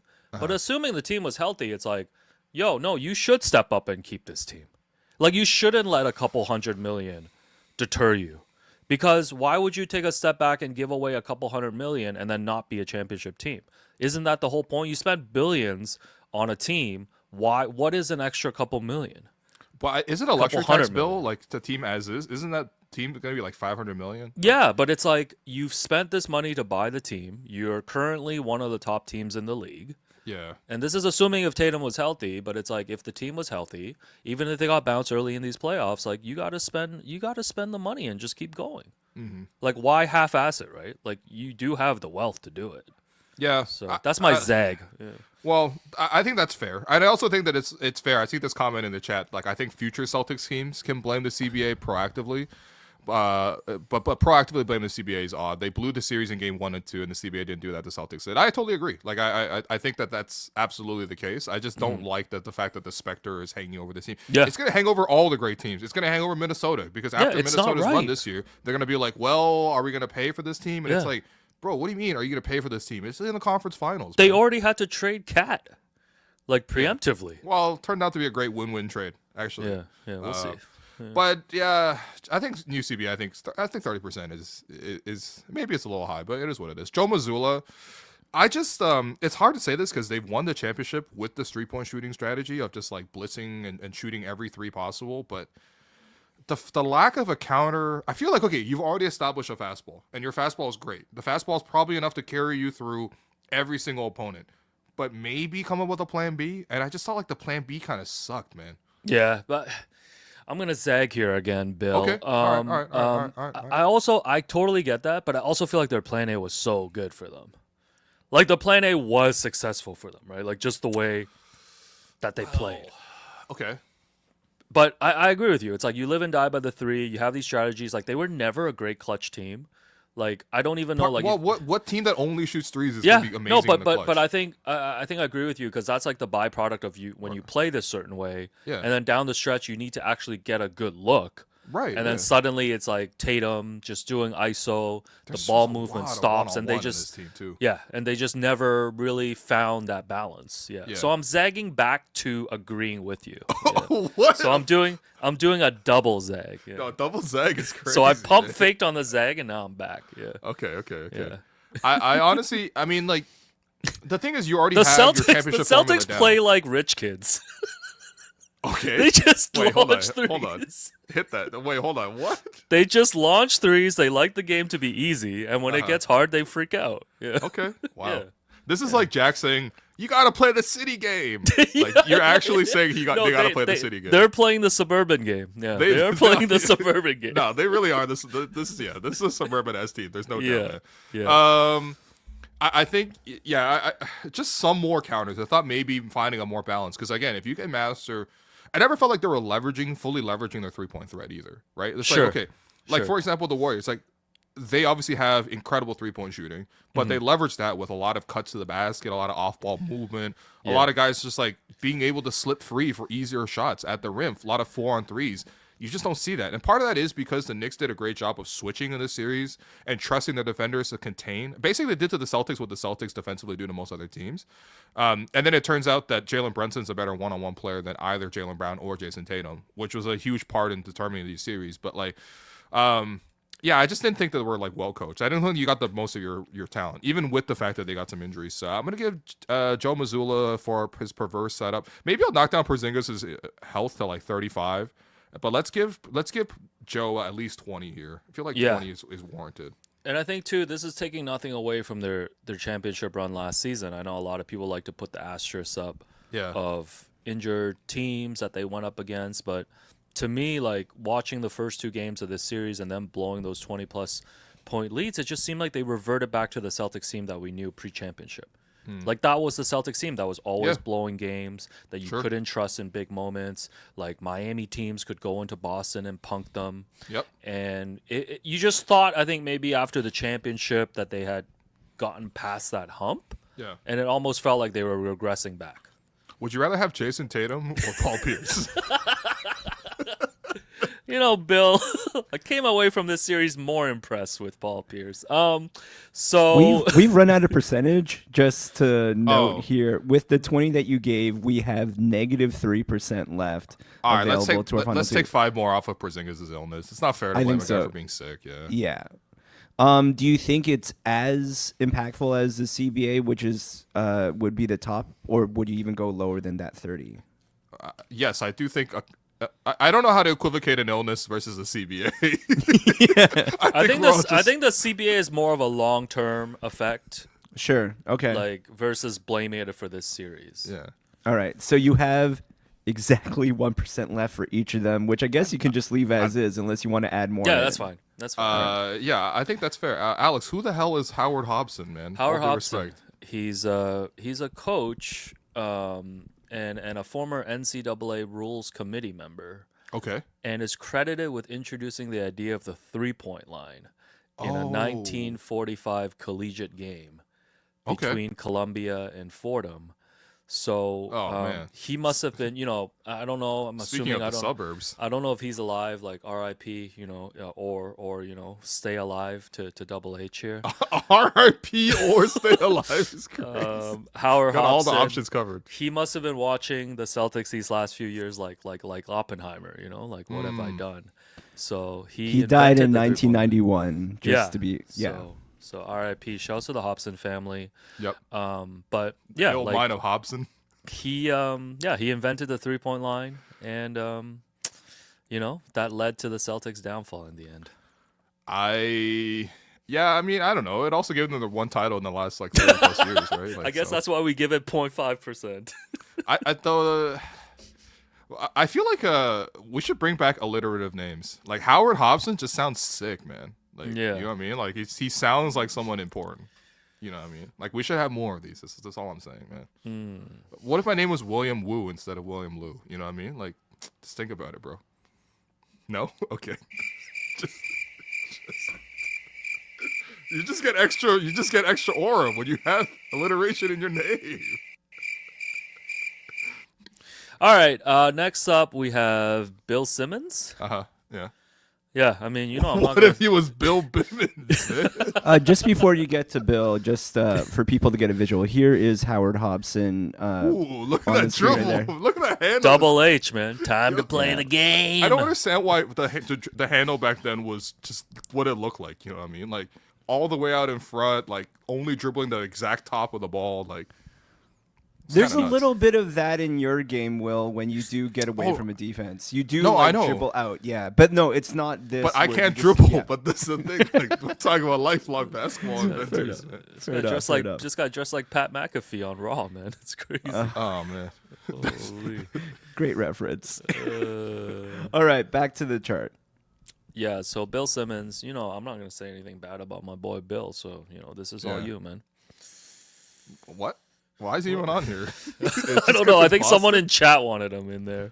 Okay. The chat asked for it, and then you argued for Boston media in general, but we arrived at Bill Simmons. Right. Just to, I think Bill was actually pretty reasonable with this. Like, I don't think he oversold it. I think once he saw a couple things happen, I mean, I think him and Zach Lowe were like, yeah, we're not worried about the Celtics losing game 1. But as soon as game 2 happened, it was like, all right, like, I don't know. It didn't feel like too homery in this one. I think mostly people kind of hit him for the arrogance. Like, but before the start of the series, Bill was trying to make the case that Jason Tatum is the 3rd best player in the world. Oh, right, yeah. Which maybe was bad for karma.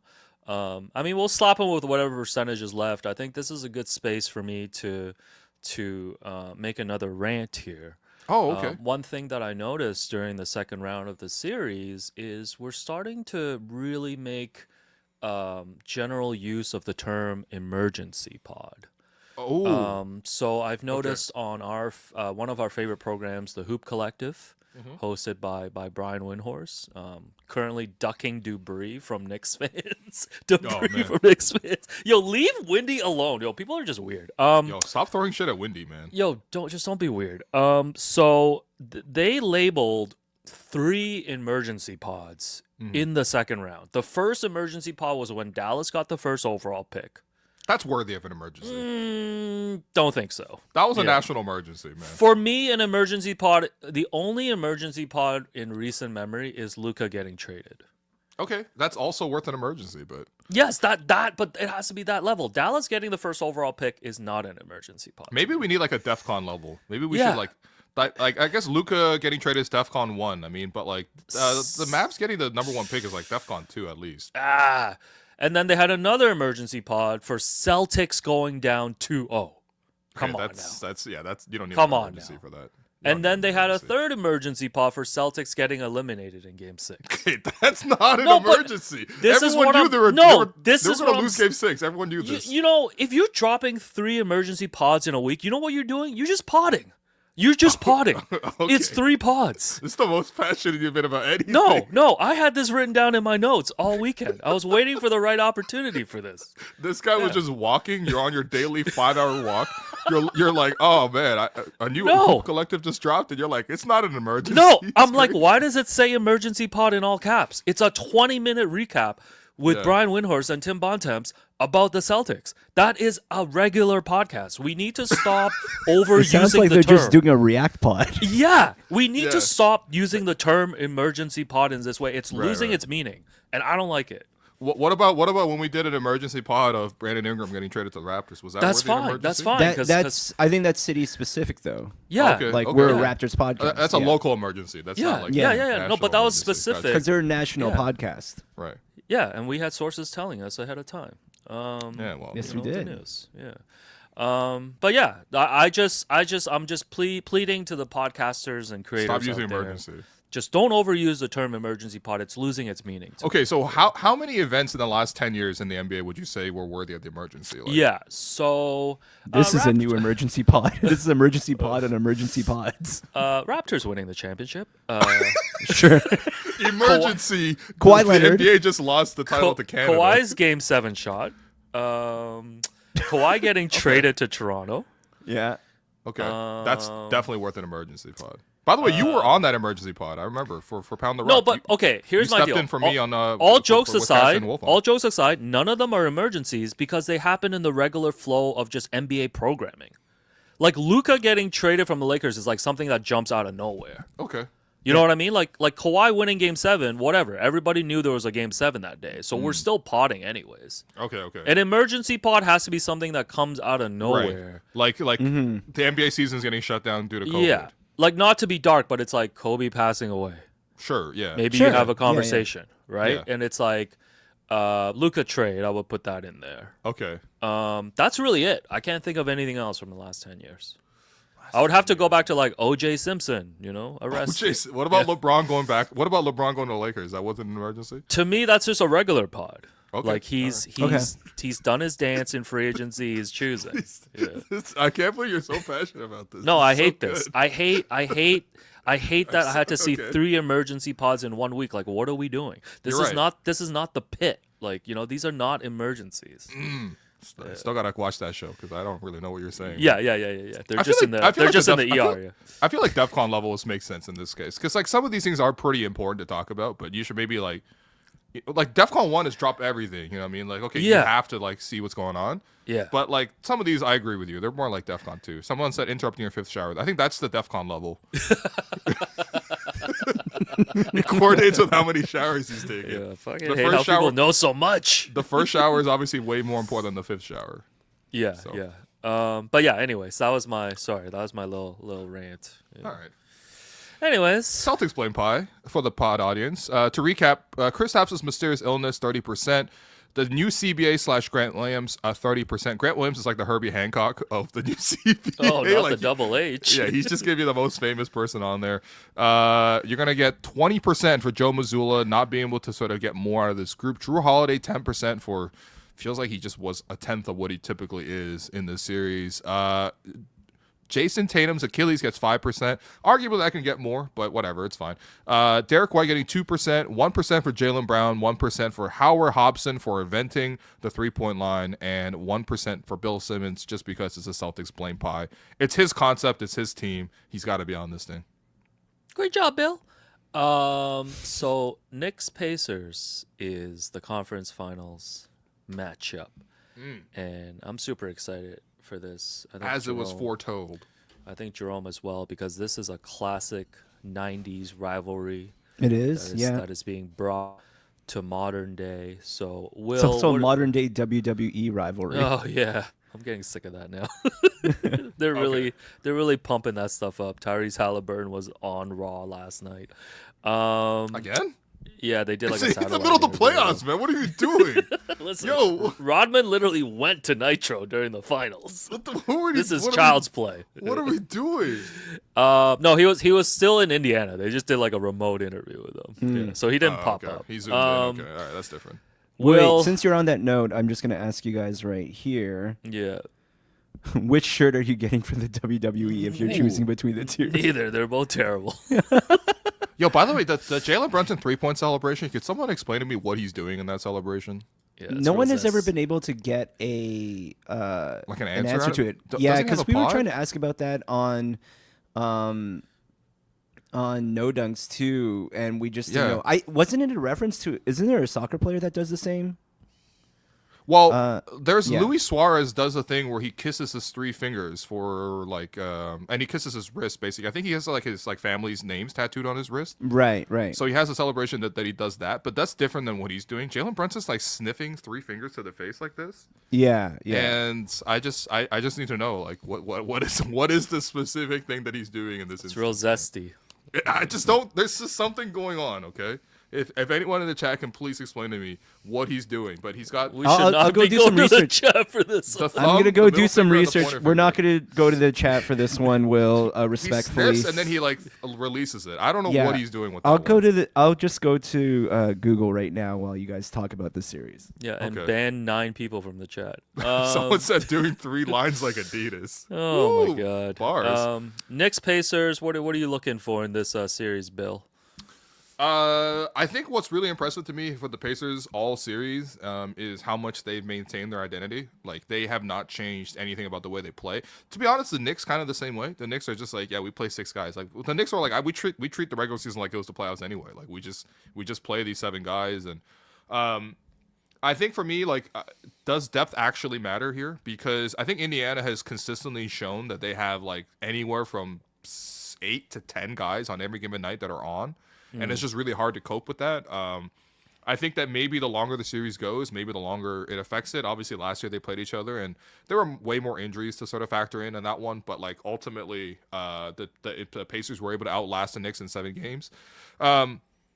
I think, yeah, I mean, that's probably for me. It's just like, can Indiana maintain their identity, and can they sort of use that depth to their advantage? In terms of like the starting 5, I mean, I think that's like pretty even. I don't like that Aaron Nesmith is like the one guy. Maybe him or Nembhard are the guys guarding Brunson. I feel like no one stopped Brunson yet. Like Brunson's playoff performances are just like absurd, really. So I'm not really sure what you would do. I don't think you could really trap him either. I don't think that Indiana just has that type of personnel. So I think it's going to be an offensive series, which I think will be fun. I think out west will be more of a defensive series. Out east will be more of an offensive series, which is usually reverse. But I think ultimately pick Indiana in 7. No, Indiana in 6. And I think the reason I picked them is just I think I just continue to believe that Indiana's depth and the pace that they play will wear teams down. And if Indiana can make this an an up-tempo game, I think that they have better offensive players than the Knicks do. Yeah, I think on paper just feels like the Pacers are the better team, even without the home court advantage. And we saw last year. I mean, last year was a different scenario, different team. But I know a lot of the Knicks players were injured by the end, to the point where Alec Burks was their go-to guy in Game 7 at the Garden.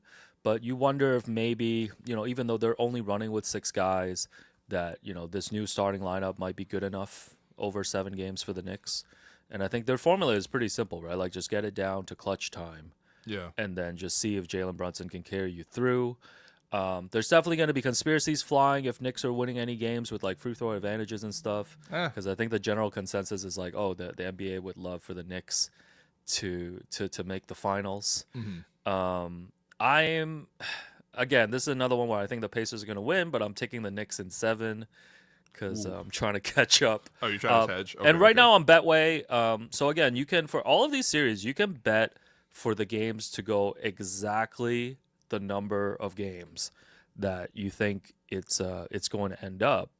And for this series, if you want to bet on the Knicks and Pacers to go the full 7 games, you don't even have to bet a winner.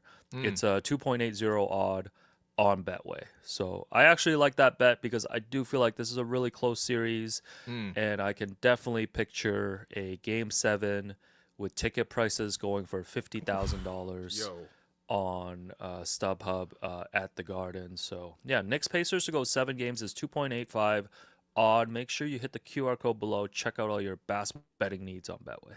What do you think would be more expensive, a Game 7 to go to the NBA Finals for the Knicks in New York City, or a Game 7 to go to the Stanley Cup Finals in Toronto? I guess we'll never know. I guess we'll never know.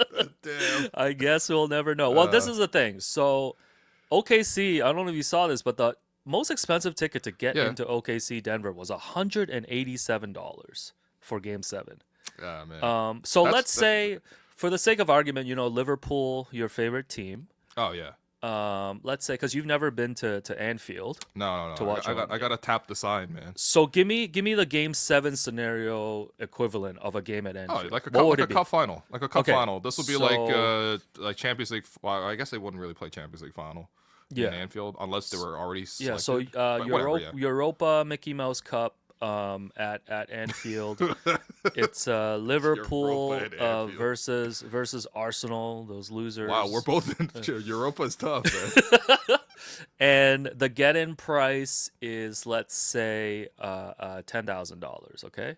Man, I don't know. Would you? No. Let's say you've come upon an exact sum of money of that amount. Okay. Yeah. Would you rather go to 100 OKC games or 1 game at Anfield? You get to go to 100.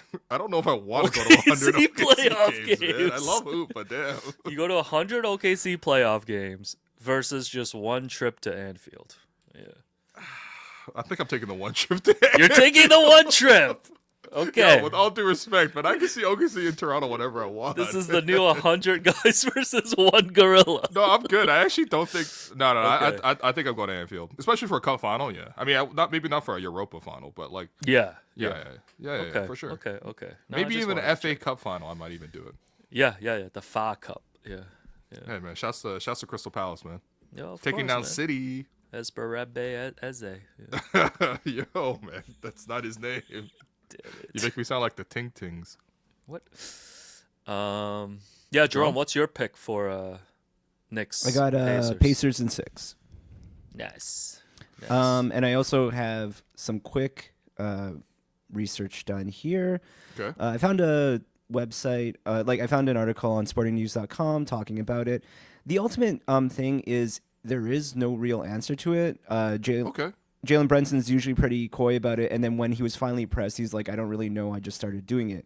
But at the time that he started doing it, a lot of people noted Argentinian soccer player Paulo Dybala, who was doing this at about the same time. So this one's different, though. This one is different. Obviously, he does the 3-point around it, but just the covering part there of his pace is what people were noting. Because even when it's funny, I was looking at that Sporting News article, like it had the no dunks clip that I edited for them back in that day. So I rewatched the clip, and like that's exactly what happened on the live stream where Tass and Trey were trying to figure out what was going on with it because he just started doing it, and then people in the chat, in the no dunks chat on the live stream, were actually comping it to Paulo Dybala at the time. So this was one of the comps. Obviously, it's not the exact same thing, but the same idea. It's the just, two like, fingers recovering. exactly. But yeah, this was his signature celebration. Sometimes he does it closer to the eyes too. I feel like. Right. Whereas I think Brunson kisses the three fingers and sniffs them, which I feel like is super. It's the sniffing part that gets me. I don't understand why he's sniffing. Yeah, or no what he's one sniffing. really knows, and I don't think we should explore much further than that. Yeah, that's tough. By the way, I think more NBA players should have signature celebrations. By the way. I mean, I think that it just here's what, No, you're right. Yeah, fair. It just hits Okay. really hard when soccer players score and they hit their signature celebration. You know what I mean? Like Ronaldo has the Sue. You know what I mean? Like obviously, Luis Suarez has his celebration. It's not looping. Alex is just pressing it over and over. You know, Mohamed Salah started doing the arrow celebration. He had one where he's doing a yoga. That one's pretty hard. Jesse Lingard once hit the Millie Rock on against Arsenal, which was pretty cool once upon a time. Jesse Lingard now plays in, I think, Korea, but shouts to him. He was cool. You know, Messi has that celebration where, you know, he scores and he does the two fingers to God. I like when the players have they scored. Yeah, but you also it's like trademark. score far less frequently in soccer than you do basketball. It's kind of a But different why not? situation. Why would you not celebrate every shot that you make? That is entirely Trae you Young on the has little Tuesday. shiver. Yeah. That is you on the Tuesday run because you're the only person I know in pickup history that tracks their points. Oh yeah, each- yeah. Oh, I each can't night. wait to get Yeah. back to it, man. Whew. Yeah. Yeah, J-Dub has one. Although I don't necessarily like his, but his is like the Fortnite one where he puts the three to the head and kind of like does this. I don't mind that. I feel like I only came into this segment just so Alex could like freeze and not talk. Yo, Alex, did it not hit when he hit the LJ? No. He's blinking so we know his screen Damn it! I hasn't was frozen. trying to pretend to be frozen. I know you're trying to be frozen. Yeah, John Morant's grenade celebration goes crazy. You know what I mean? Yeah. Like, Yeah. Anyways, what are you looking forward to more, Will, in the conference finals? Mike Malone is going to be on ESPN.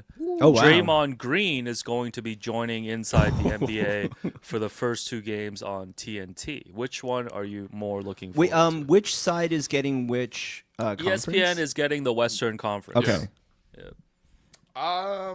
I can't believe Draymond's going to ruin the last TNT Inside the NBA series. Yeah. I mean, he really- isn't he Reggie really Miller forced calling his way all on the there, games man. too? Honestly, Reggie gets too much hate, man. I don't mind Reggie. Reggie might be a little overhated. Definitely overhated for the amount of hate. Yeah. I do not mind Reggie at all. Yeah, but it does Considering kind of some of the other play-by-play people they got on ESPN, man. yeah. Emergency pod. That's pretty tough. I'm more excited for Mike Malone. I think he's just like he shoots off the cuff. He's like, Like, this he's is how I would have beaten the Thunder. Yeah, exactly. no, he's just. Well, actually, I don't know. To be honest, I'm never excited for an ESPN broadcast, and I don't think this changes it. So never mind. Actually, I'm actually more excited for Draymond. No, Draymond just we just do not need Draymond. Like, this is special. We got like couple weeks of shows left on the TNT platform for Inside the NBA, and I cannot listen to Draymond again. Like, you already have your own podcast. Like, we don't need this platform. Like, Yeah, I'm disappointed that Turner, signed him to whatever deal he's on, that he's like appearing all the time. what is the deal Right. contingent on? If he's in the playoffs, he can't even come on. That's kind of crazy. I just think Draymond brings too much of his personal agendas Okay, to these conversations. but granted, I don't think he has any agendas against the Knicks or the Pacers, at least. Yeah, but it's just like it's always just tilted towards just. It's just he making centers certain himself all points. the time. Yeah. Yeah, like I'm cool Yeah. with those guys because like Kenny will actually do some like X's and O's breakdowns. Like we know what we're getting from Shaq and Chuck, and I feel like Draymond's just like he's not an additive player to that panel. Yeah. I guess last year when it was different, TNT had the West. And When he was just clowning Gobert the whole yeah, time. Luca hit that shot over Gobert, and he was just clowning Gobert That wasn't- nonstop. No, That but was do nasty that on your business. own pod. Like you're ruining the programming. You have some real hot production takes today. I Yeah, love it. sorry. Yeah, yeah. Coming in No. hot. No emergencies. No Draymond. Yeah. Coming in hot, man. Oh, yeah, he's probably going to talk about Cat. People are mentioning in the chat. Because Ooh, he's got this here- whole Cat thing. Oh yeah. Here's the thing: how can we get, because TNT will inevitably share tweets and things like that. How can we get Will's question about the pronunciation of Draymond's name on the show to play for Draymond? He just has to hashtag it, the hashtag that they look for. Okay. And then I can send it to my friend at Turner. And Oh, there see you go. if they'll There you throw go. it up. Yeah, I think we need to make that happen. You want him to address whether or not his name is Draymond? You know what? I kind of like that. Yeah, Let's let me do know. it. I'll Yeah. text it over. I'll text it over to the Turner production guy. There you go. Imagine if he's like, "Who is this Will Lou, man?" You know what? Perfect. That's fine. That's Perfect. actually perfect, man. Perfect. That's Then he actually starts fine. searching all the other stuff. He's like, why are they saying I'm a Street Fighter character? No, suddenly you see a tweet from Steve LeBron on there being like, "Draymond's an amazing addition to hashtag NBA on TNT." You know You're what? like, wow. This is why new media is better than old media. If they had to select a first player to join the TNT crew, guarantee the first player should be Draymond Green. Oh, Draymond, man. Oh That's my Draymond. God, the glazing would be crazy. Everyone loves Draymond on Yeah. TNT. All right, so that's our basketball for the day. Okay. And finally, we are moving towards, the sadness of the Toronto Maple Leafs. Another year. It's been 67. Oh, 1967 was the last time they won Lord Stanley's mug. We had a chance to go to that thrilling Game 1 victory in this Florida Panthers series. Everything was going so well, man. Yeah, and then they were up 2-0. They were up 2 goals in Game 3, looking like they might get a sweep. And then nothing was the same. Nothing was the same. They lost 6-1 at home in Game 5. We were out at Josef Casharo's birthday at Los Giros on Friday, and we were able to watch in person a thrilling 2-0 win. Yo, we took over the restaurant to watch that, man. Yeah, it didn't take much, but no, great tacos there actually. Yeah, it was actually really good. Man. Shouts to Los So Angeles. yeah, Leafs forced a Game 7, and I think in the back of the mind of a lot of people, a lot of diehard Leafs fans, was like, "Yo, this is what they're gonna do. They're gonna suck you back in with a Game 6 win just to break your heart." Okay. In Game 7, and I was like, man, I want to be a part of witnessing this history. Yeah. So paid a couple dollars to go to the Leafs game with friend of the program Mark Savell. Okay, Alex, how much did you actually pay for these Leafs tickets? Not the pocket watch, but I just Oh, want to no, know. no. I just want to know how much they were. I paid around $600 to all right. sit in the 300s. Yeah. Generational And wealth. Yeah. Went to the game, and yeah, it was super exciting. Kind of like our vibe in Game 1. Players come Yeah. out, anthem, lots of excitement, people are cheering, and then god damn, the first 10 minutes of the game, the They got Panthers were just dominated in that the first 10 zone. minutes, man. I was literally like grabbing Mark's arm, being like, "Yo, this might be the worst start to a hockey game I have ever seen." But bro, they survived it. That They was the thing. survived it, and then in a blink of an eye, they give up 3 goals in that second period. Yeah. Of course, the game is out of hand. Max Domi scores a goal at the start of the third, Uh-huh. 3-1. And do you have the clip of your dad celebrating here? Yeah, so for me, I made plans to go just to my parents' house to make sure I'm watching this with my dad, because my dad is the biggest Leafs fan I know, and my brother, and so the two of us were just go. All right, so yeah, we're just in my family's living room here, and Max Domi has just scored. It's 3-1, and there's maybe a sliver of hope for like 5 minutes that the Leafs can come back into this. By the way, I think the Panthers scored like 2 minutes right after this to make it 4-1, and eventually 40 seconds. 6. Yeah. 40 seconds, sorry, yeah. So, but in the meantime, when we're watching the replays, let's go!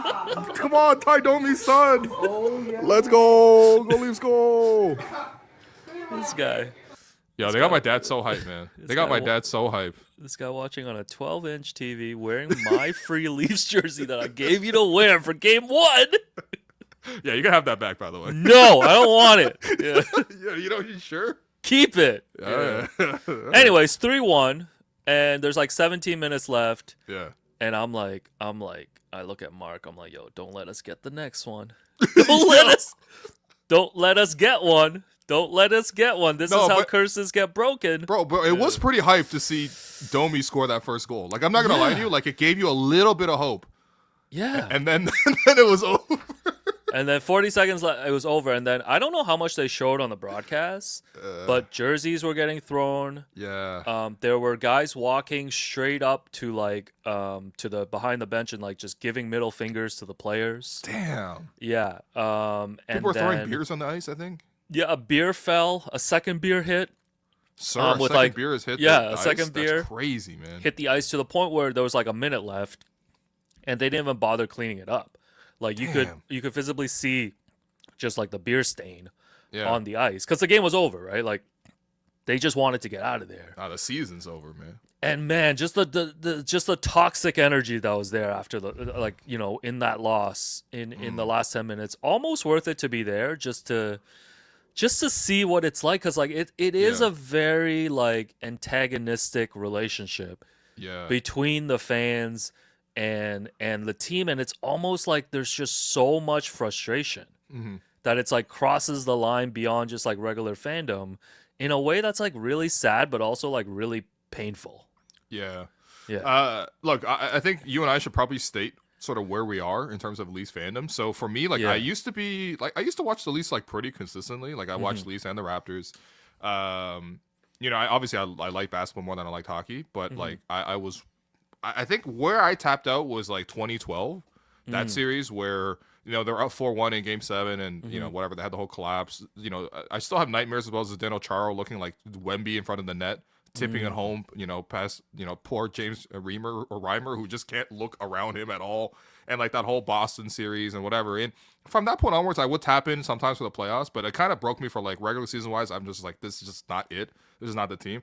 That's a whole era ago. Like that team is like, I mean, there's not even one relevant member of the team that's still there. Like they changed the GM, they changed the coach, they changed everything except for ownership, which I guess will never really change. I guess even that, technically Rodgers bought out all MLC, so even ownership has changed. But like, I would tap in for the playoffs just to sort of see what's going on. And like objectively, like it almost reminds me of like kind of what the Blue Jays had, you know what I mean? Like the Blue Jays also had a team that was like ready to contend, like really good, and then they get to the postseason, and for one reason or another, like something would go wrong.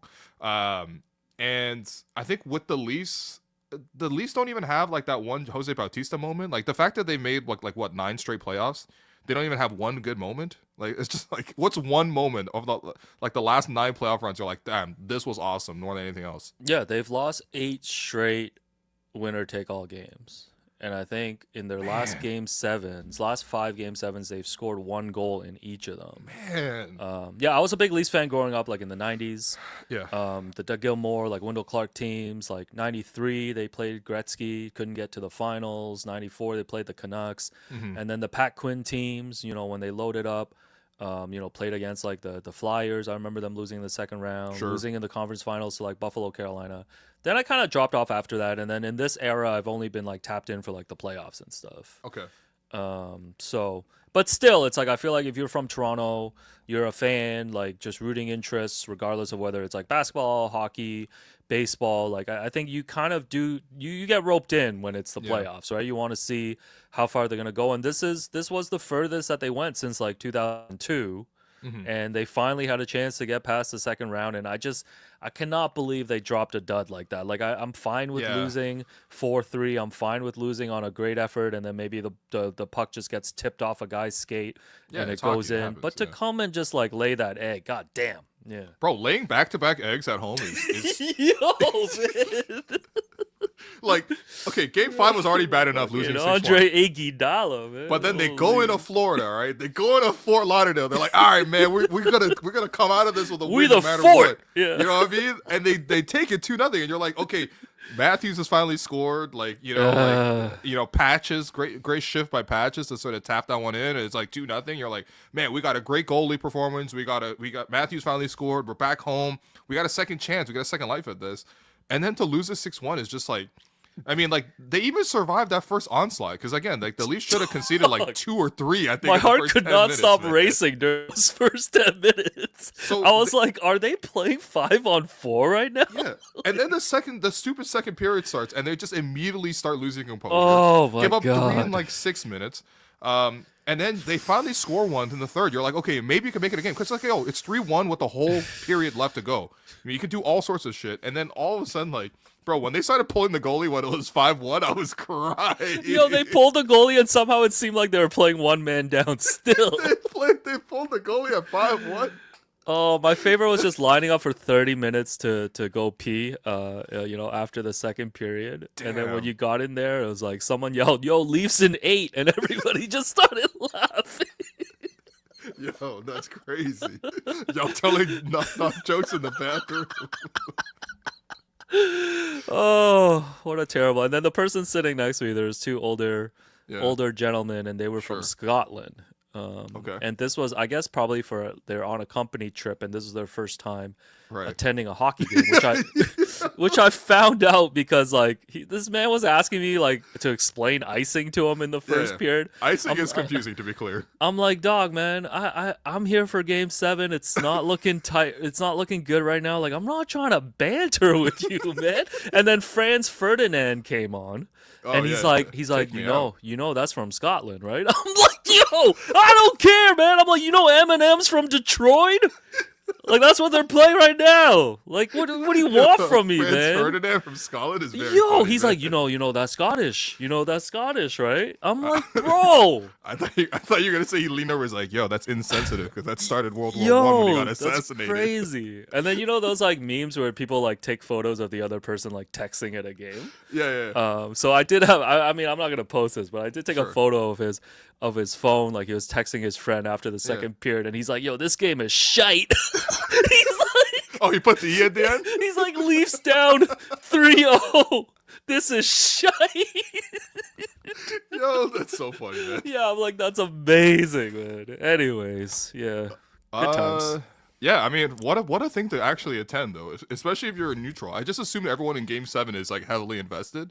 'Cause Yeah. it costs as I you got said, invested though. You can't help it in that environment. No, for sure, man. Because my way of looking at it, not that I'm trying to rationalize this, but it's Mm-hmm. like I was there for the bat flip game, Yeah. Bautista. Woo. I was there for Kawhi's Game 7 shot. You were there. Yes, we sir. were celebrating on Yep. Media Row. Oh yeah. And I wanted to catch a moment with the Leafs as well. Like, I wanted to, even though this was just second round. And listen, I felt like I caught a moment. Mm-hmm. Like, I felt like I caught a moment, but on the other side of it. You caught Malice in the Palace. Yeah. No, this is the worst, tied for the worst Game 7 loss at home in NHL history. So I can't history imagine it was gets made. worse, yeah. And this feels like obviously an end of an era for the Leafs and all this stuff. So Mm-hmm. I don't regret being there. Like, I wish the result was different, but Right. it was an experience. No, you know what? That's a good point, actually, because there are moments for the Jays. As much as they didn't win the World Series since '93 or whatever, but Yeah. there are actual moments. There are moments for the Raptors.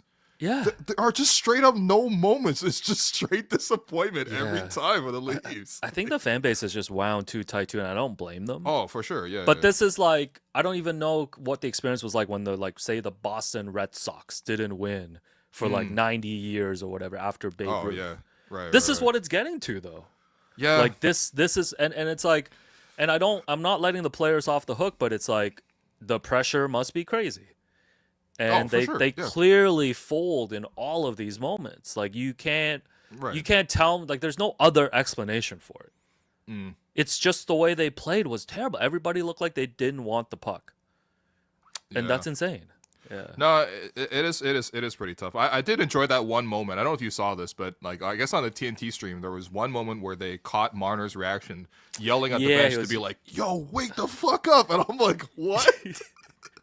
Yeah, no, that's insane. Whoa. Man. Yeah, no, that he was not the right person to be doing that. That was crazy. I was like, "What?" Leafs also Mitch, play. man. Leafs also play. I like rich Mitch a lot. kids. I like his games a lot, but dude, No, Mitch is that's great. Not Shouts, the time, man. Shouts to the Red Bull. Shouts to Red Bull. He's a Red Bull athlete. That might be the Max Struess version of texting everybody again. That's He's like, yo, Spencer. Spencer Dinwiddie trying to be a leader in the Wizards locker room. Mitch Marner telling everyone to wake the fuck up was crazy, man. Anyways, Anyway, blame pie. fire this blame pie up. All right, you gotta take the lead on this because obviously you know more. You know more hockey than I do. but, Okay, you let's know. go Mitch Marner first. Okay, Austin Matthews. sure. Poppy. Did you put Leafs fans in here? I did put Leafs fans in here because this is one of the big talking points. Was just like, is it too hard to play Is it Okay, Leafs fans' fault basically let's for putting throw too them much in there pressure and on the team? we'll talk about it. Yeah, Leafs fans. Yeah, Leafs And media. then Leafs media. Yeah. And then I have Brandon Shanahan / Kyle Dubas. Okay, management. Yeah, I have Johnson Chow. Okay, we're gonna have to explain of Johnson. ARC. I have Bonnie Chung, front of the program, MLSE. It's like once again, Asian Heritage Month in the dumps, man. I have Alex's Leafs practice jersey. Okay.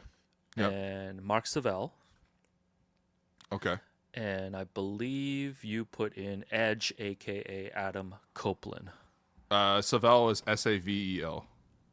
Thank you. SAVEL. EL. EL. Yeah. Thank you. We- And I'm we yeah, made I'm the one who him, added. we made I him added French. Edge into this. Oh, okay. Edge, yeah. aka Cope. Are we What not about- putting Drake at all in this? Nah, I don't care about Drake's stupid Okay. $1 million bet. What else was I gonna put in here? Oh, Sam Bennett, the rat. Please put that in explicitly. Thank you. Yeah, Sam Bennett and Brad Marchand. Then we might as well do that too. Yeah, we should put Brad Marchand on here. Yeah. Alright. So Mitch Marner, we don't need to get too deep into this. He's just over and over again. Just lights are too bright. Is he just Lights are not too bright. like okay? But Can you he's such a good regular season player. explain it to me in NBA terms? What's Mitch Marner in NBA terms? I guess the easiest one people will throw out is like a DeMar DeRozan. But I would bro. almost say he's like he's like Jason Tatum in the regular season and then less than DeMar in the playoffs. So Because is in the he regular season you could argue he's like a top 5 player, I want to say. Top 5. top 10. 5 player. Like Okay, he's okay. incredible in the regular season. So this is like on that James Harden level, basically. Yeah. I think Harden's a good one too. Like it's to Okay. the point where his contract is up. I think the Leafs were trying to sign him to like a 8-year deal, like $13 million a year, and they couldn't agree to a deal, which I think Sorry, is man. good. I can't take these NHL salaries. Yeah, he was seriously. about to get PJ Tucker money. I'm pretty sure that's what Chris Boucher got this year, but okay. And also apparently like Okay. he vetoed because he has a no trade clause. He vetoed a deal that would have gotten us basically a Kawhi Leonard. Yeah. Wow. Rantanen, who I called in the last. Okay. Yeah, Mikko Rantanen, who I believe there was a stat out there where he had like 8 goals in his last 6 playoff games, whereas Marner had Wow. 7 goals in the last 6 playoff years.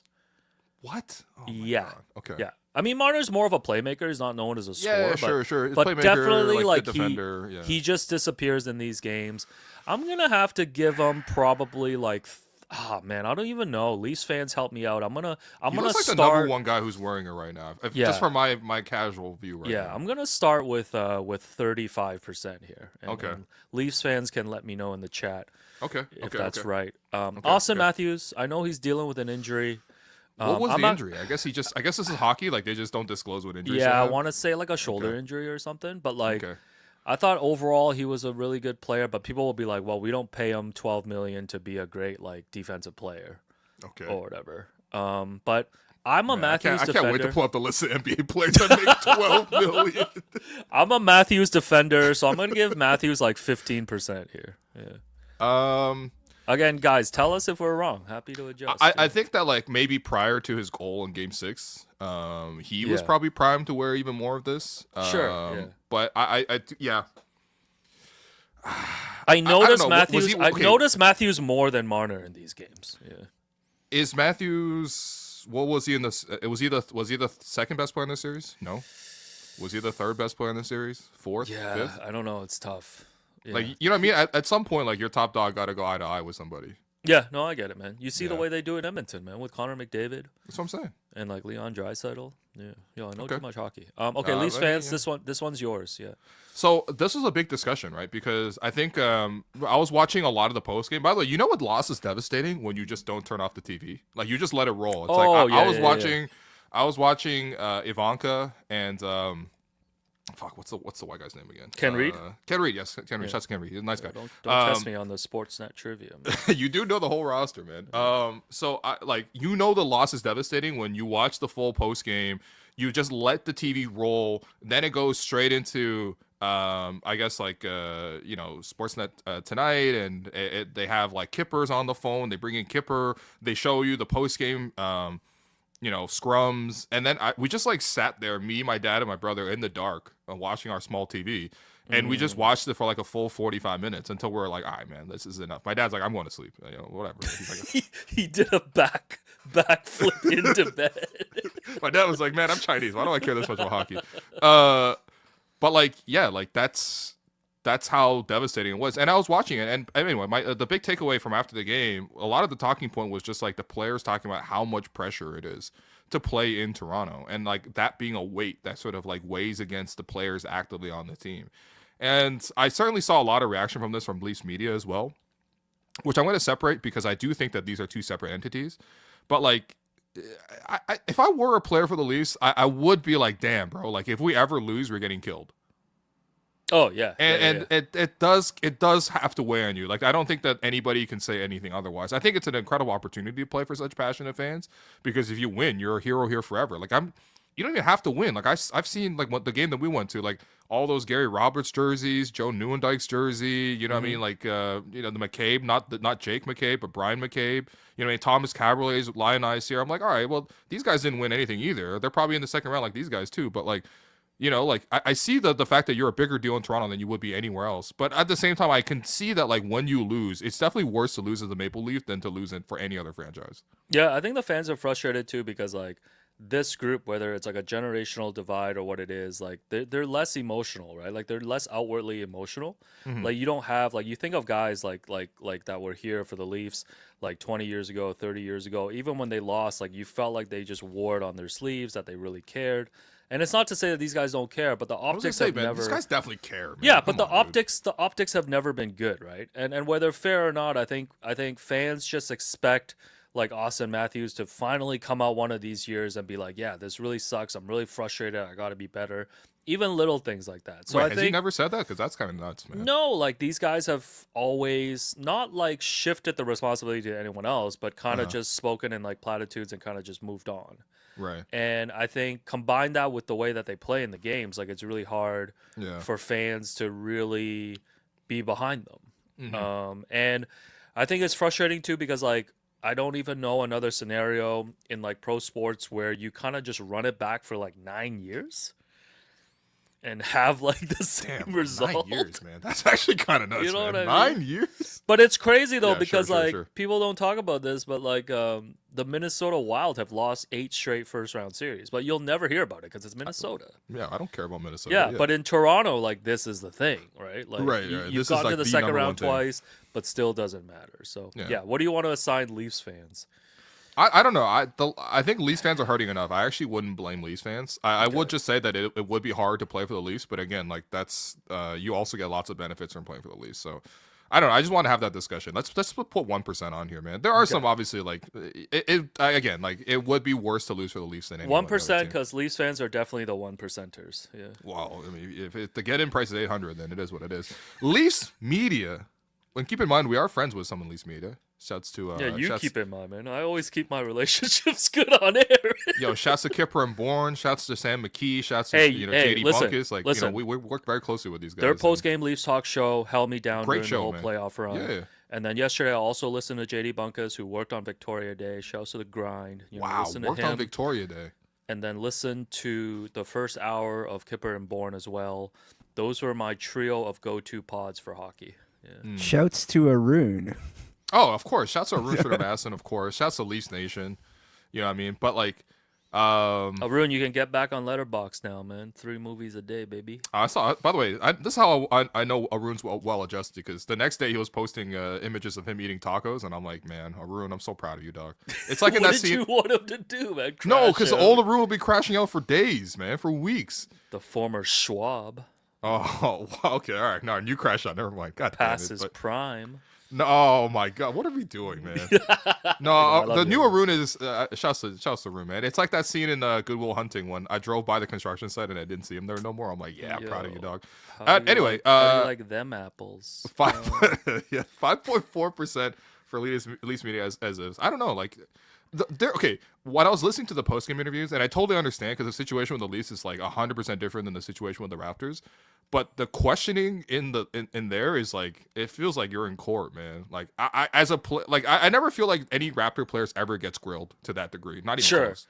It's not even remotely close. I'm a zag here, Bill. Okay. I also think I think the fact that the talk about this being a tough market gets played up a lot.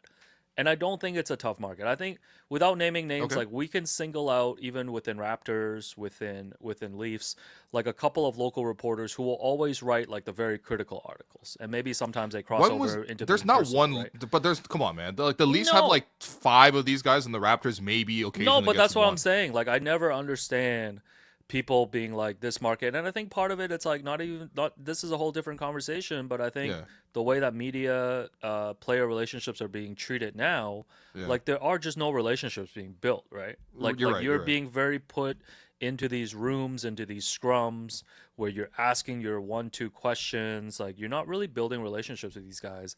And I think the relationship becomes really like adversarial because of that, right? Sure. All these questions seem like they're coming from a very pointed like point of view type. So I just push back against any idea of like the media being too tough on these guys or any of that stuff, because I think it's just not true. Yeah. Okay. I think they're coddled. Yeah. Wow. You know what? I think for me, again, like being somebody who is more of like I guess no one says softcore fan. That sounds insane. Yo, chill, dog. I'm not a hardcore fan. I'm a softcore fan of the Leafs. This guy watching Showcase after hours as a teen. Yeah. I'm like an L Ward fan of the Leafs. The L is Leafs. That's crazy. This guy, Baby Blue Production. Yeah, let's not play this game. We already did this once this week. So from the outside, I'm like the reactions to the Leafs losing is far and beyond the reactions to the Raptors losing. Like because I can recognize the same patterns. Like as like during the height of the LeBronto years, like I definitely had some crash outs online, and I totally understand because a lot of the media are just fans of the team, and all the media want to do is like see the team succeed. But when they lose, what's the reaction? And like over the years, I've gotten better in terms of just like not crashing out as much. I think some of that is being like mid-20s to like early 30s now, where it's just like there is just a growing up process. Like I don't nearly crash out the same way. But like, yeah, I just feel like the way I would crash out about the Raptors after a bad loss is like there's like 10 of those guys for the Leafs. Like it's almost like the bar is there for the person to crash out even more. You know what I mean? Like I'm not competing with anybody in terms of Raptor crash outs. Well, like Leafs crash outs, like if you just crash out a normal amount, that's not enough. Like people will say you're too soft on the team. And so I think it does create this pressure where the person who's the toughest on the team, there's a negativity pressure to see who can one up the other person. I think the unfortunate thing too about just media now, especially like team specific media, is you get rewarded for being extreme. Like you do. I think having the most extreme reactions or just visually, like having the most extreme reactions will usually be the thing that people gravitate to, because people want to be angry, right? Like there's segments of people that want to be angry, and they want someone who's like a symbol of that, right? And it's weird to me. The Leafs thing is different because I feel like there's a lot of people who like are in Toronto and just like actively root against the Leafs too, which like you don't see that with like the Raptors or the Jays. Like I think there's part of just sports fans who like really don't like the Leafs fan base or the Leafs as a team or whatever you want to call it, and then I see a lot of people like celebrating when the Leafs lose. Well, you know that though, but that's the difference with like the Raptors. Like no one really roots against the Raptors. Yeah, but a lot of people that's do such a actively big root difference. against the Leafs. You're right. Yeah, that's such a big difference to me. I just think there's a lot of different like it's just like a really toxic environment. Yeah. And to be honest, all of it is just like, man, please win one time, and then you really never have to have these conversations again. Like you just need to win one cup, and we will never have to talk about this again. Everybody can die happy, and that's it. Yeah. So, I'm gonna let's give the Leafs video like 5%. I don't think they actually contributed to this loss. They just made it feel worse in the aftermath. Let's just say that much. Yeah. Brandon Shanahan and Kyle Dubas. Yeah, what's the Shanahan plan? So Shanahan's been like the Masai Ujiri here for like 11 years now. By the way, I think it's Brendan Shanahan. Yeah, Brendan, right? Brendan. I don't know, man. I guess I'm not that. I guess this is us calling him Masai Harry. Yeah, so Masai Ujiri of the Leafs, like he's been here for 11 years. Yeah. Like he's stuck by this like core group. Mm-hmm. He's stuck by Kyle Dubas, who I think in retrospect doesn't really have a good track record when you look back at just how he built this team, and this had to be inherited by like the current management. I think Shanahan's on his way out. Like he's gonna be gone. Ooh. Probably, I don't know, maybe because they're having exit interviews today, so he might already be gone. I just think they're like the architects. Wait, so MLSE might be changing both the president of the Raptors and the Leafs? Yeah. That's a lot of turmoil. Because aren't they talking about that for TFC as well? Like I mean, no one cares about TFC as much anymore, but the diehards are like trying to like protest the team and stuff, and they want change. Yeah, no offense, I ain't here for that TFC talk. Okay, fair enough. What am I saying? Anyway. But yeah, so I would give them probably like. Can I give them 30%? Is there enough percentages left? So what's the blame? Like they just did build a good team? Well, this is like if Masai and Bobby ran the Kyle and DeMar team for 9 years, and just kept running it back, no other solutions, kept tinkering on the side, but you were getting bounced every single year, and you're just telling yourself lies. The players don't take accountability. You overpay them every single time they're up for contracts. Sure. Like everything. So they have to. By the way, they have to eat some of this. Did Mitch Marner ever have a quote like DeMar where he was like, "Yeah, I'll give you $100 if you can guard DeMar or if you can guard LeBron"? That was crazy, No, but bro. he's also squeezed the team out of every dollar that he's ever wanted. Like, Okay, I mean that so- happens. Yeah, yeah. I'm not gonna pocket watch the players, so I want to give them like 25 to 30% here. fair enough. Yeah, Fair enough. maybe 30 if we have room. By the way, why do you get a no trade clause too? Is that like common, like for guys to get no trade clauses? Not really, man. Why would you give him a no trade clause? Because the Leafs bend the knee to the players. Yeah. Because they don't have like an alternative option. You know, like they can't go. Why out. not? You're the Leafs. Don't players want to come play for you? Yeah, but Isn't this the one team in the city that people actually want to come play for? yeah, it's also stupid because hockey has a stupid cap. Like I wish there was no cap. Like, and we were just the Dodgers. And Oh, we just yeah. spent $500 million. You know, I don't care how we win. No, I don't care either, man. Yeah. So, anyways, we'll give that 30. Who else is next on this list? Also for Will, when they started doing this build, they called it the Shanna Plan. That's kind of Yeah, fire, the man. Shanna plan. Yeah. But the thing is, when you name a plan after yourself, if it fails, then you know you got to wear the failure. Like, I don't you know if he came up with it, but it was coined that term. Also, it's looking like he's at the end of his contract, and just reported now, MLSE is looking into the idea of eliminating the position of president altogether. So we'll see what happens on that front. But wonder I how don't that know affects if the we, Raptors. as a basketball podcast, we'll see what happens on that front. How do you think that affects the Raptors? Why would the Leafs have a president? Why would the Raptors have a president if the Leafs have no president? Maybe- I can actually follow that up with another question. Alex, what about Johnson Chow is like warranted for the blame pie here? Yeah. Oh yeah, so Johnson Chow, friend of the program, does work with ARC. Famously, remember when the Milwaukee Bucks were struggling last year? Yeah. And Giannis had the famous quote of saying, "It's on everyone. It starts from the equipment manager. He has to wash our clothes better." Okay. So I think if you're looking at the Leafs, I think everybody has to take the blame. And Johnson helps out with MLSE with their like in-game game ops, like programming. Okay. With like handing out T-shirts, working outside the tailgate during the game as well. So if the Leafs fell short, it means Johnson fell short because You know what? he should have thrown those T-shirts better. Wow. He should have shown up maybe 2 hours ahead of the game instead I think of 1 he does. hour. I think Yeah. he does. Well, yeah. if it was 2, then I it think should they're have there been all 3. day. Yeah, if he was there all day, he should have been there the day before. He should have been all night too. Yeah, it should have been all night. So for me, Johnson has to take 5%. Yeah, you know what? Let's give of- Johnson 5, man. It's 5. And same to friend of the program, Bonnie Chung. She works in Oh MLSE. my god. Bonnie. Bonnie. Should have done the creatives harder, better. The graphics. Done better The creative. graphics should have been better. Like, those videos of the players entering the building, they should have been from better angles. Wow. So Better Bonnie- producing is crazy. Bonnie, 5% as well. I did not As endorse someone either who of these. worked for MLSC and production, giving her the entire blame for everything you listed there is insane, Alex. Nobody said this was rational. Fair enough. Yeah, as Coco said, AAPI month is in the mud. Yeah, my practice jersey. So I bought a practice jersey after the Leafs went up 2-0. How much was the jersey, man? Probably like $50. Yeah, okay, with yeah, chill, $60 tariffs. Chill. So okay. Chill. so I wore my practice jersey to Game 3 when we were at Hongqing. We lost that one in overtime.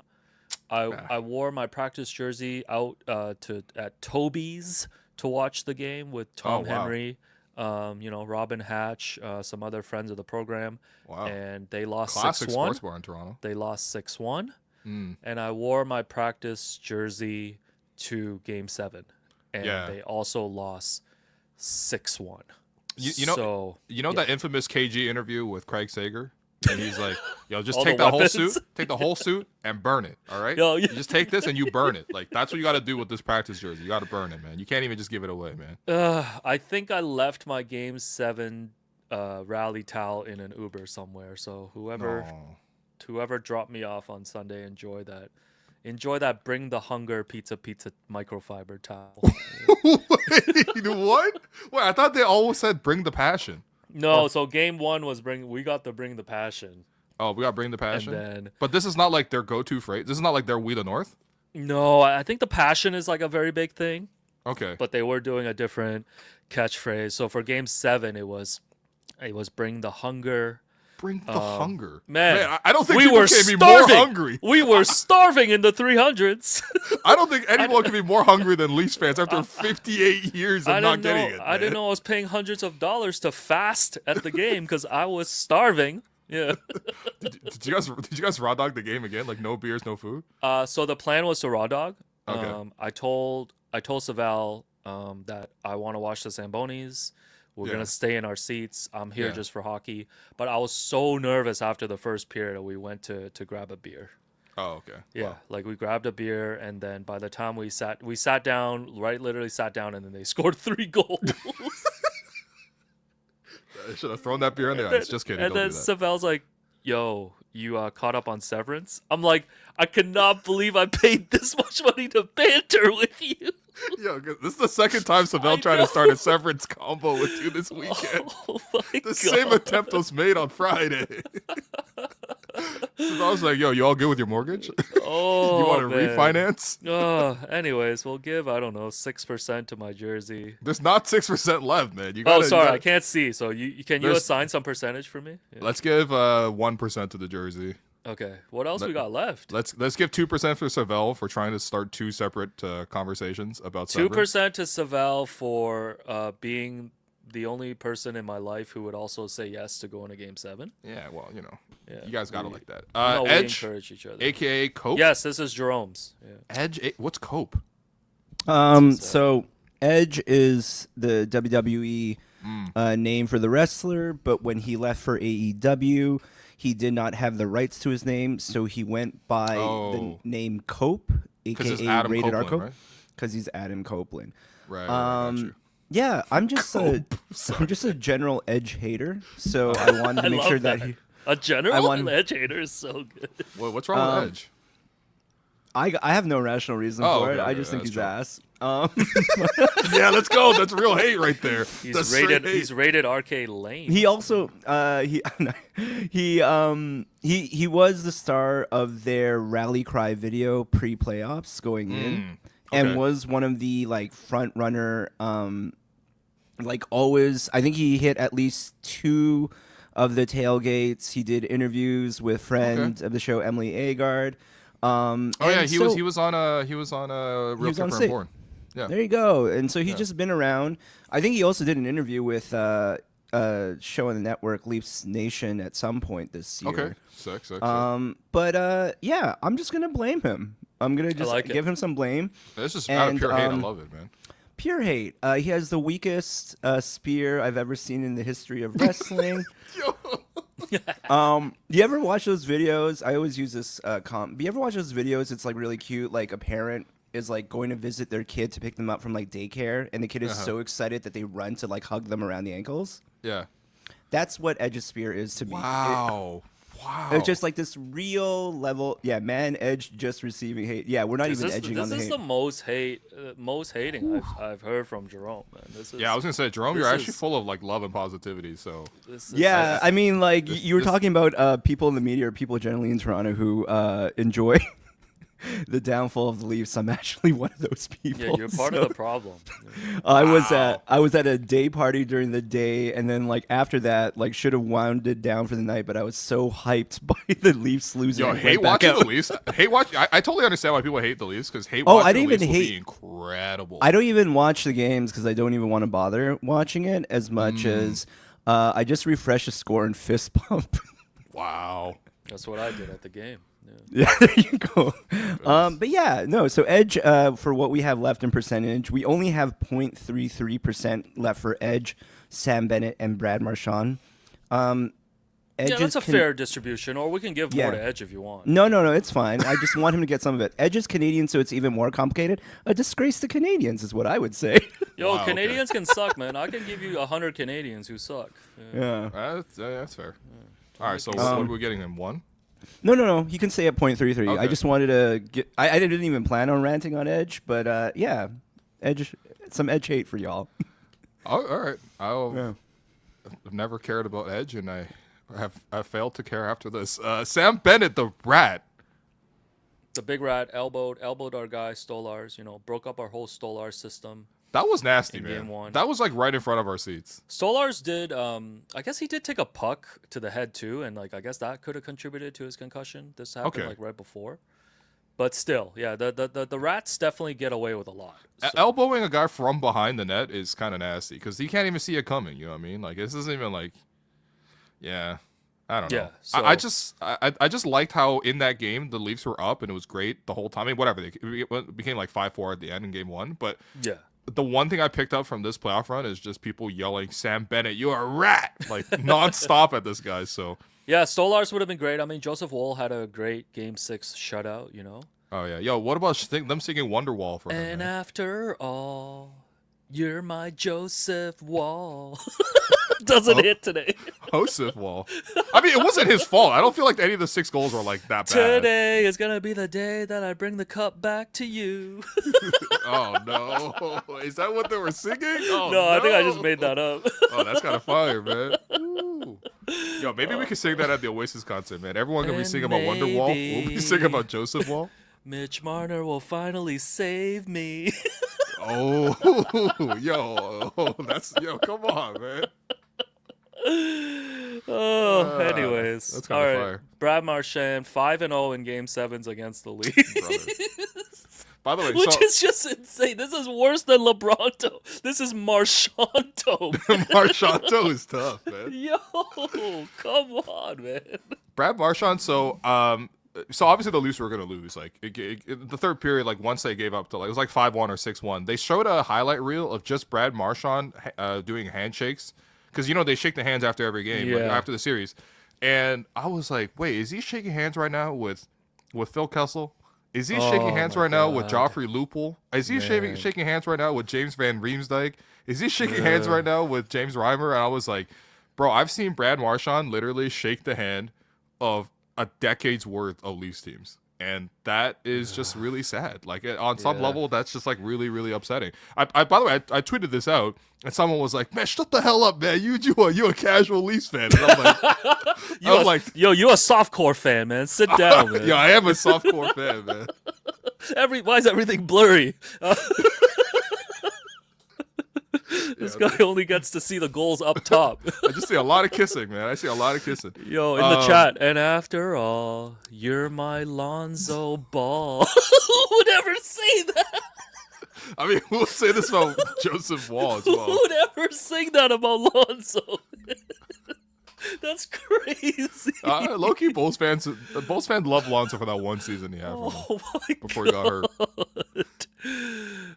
No, but I get it, man. Marchanto is definitely a thing. Bro, why is he even on the Panthers, man? Yo, why this don't the Leafs make a trade like this where you're just able to add like there's like all these teams are like I guess the Bruins are like I guess they're done, like they're done their run, so like he's available for a rental. Like, why don't we grab one of these rentals, man? Like, Brad Marchand's like still a great player. Yo, he plays in their third line. I was like, that's tough. He had the most points in this series. Like, this man literally led them in points, man. Bro, he And lives he's to and haunt he's- us, man. No, and he's a role player. Like, what Is the this hell, like when man? Paul Pierce was like hitting the Raps Oh like, yeah, this is in that pure, Wizards this is- era? Yeah, but except like Pierce did that for like 1 year or 2 years. Yeah, Like yeah. with Brooklyn and Washington. This is like a decade, like you said.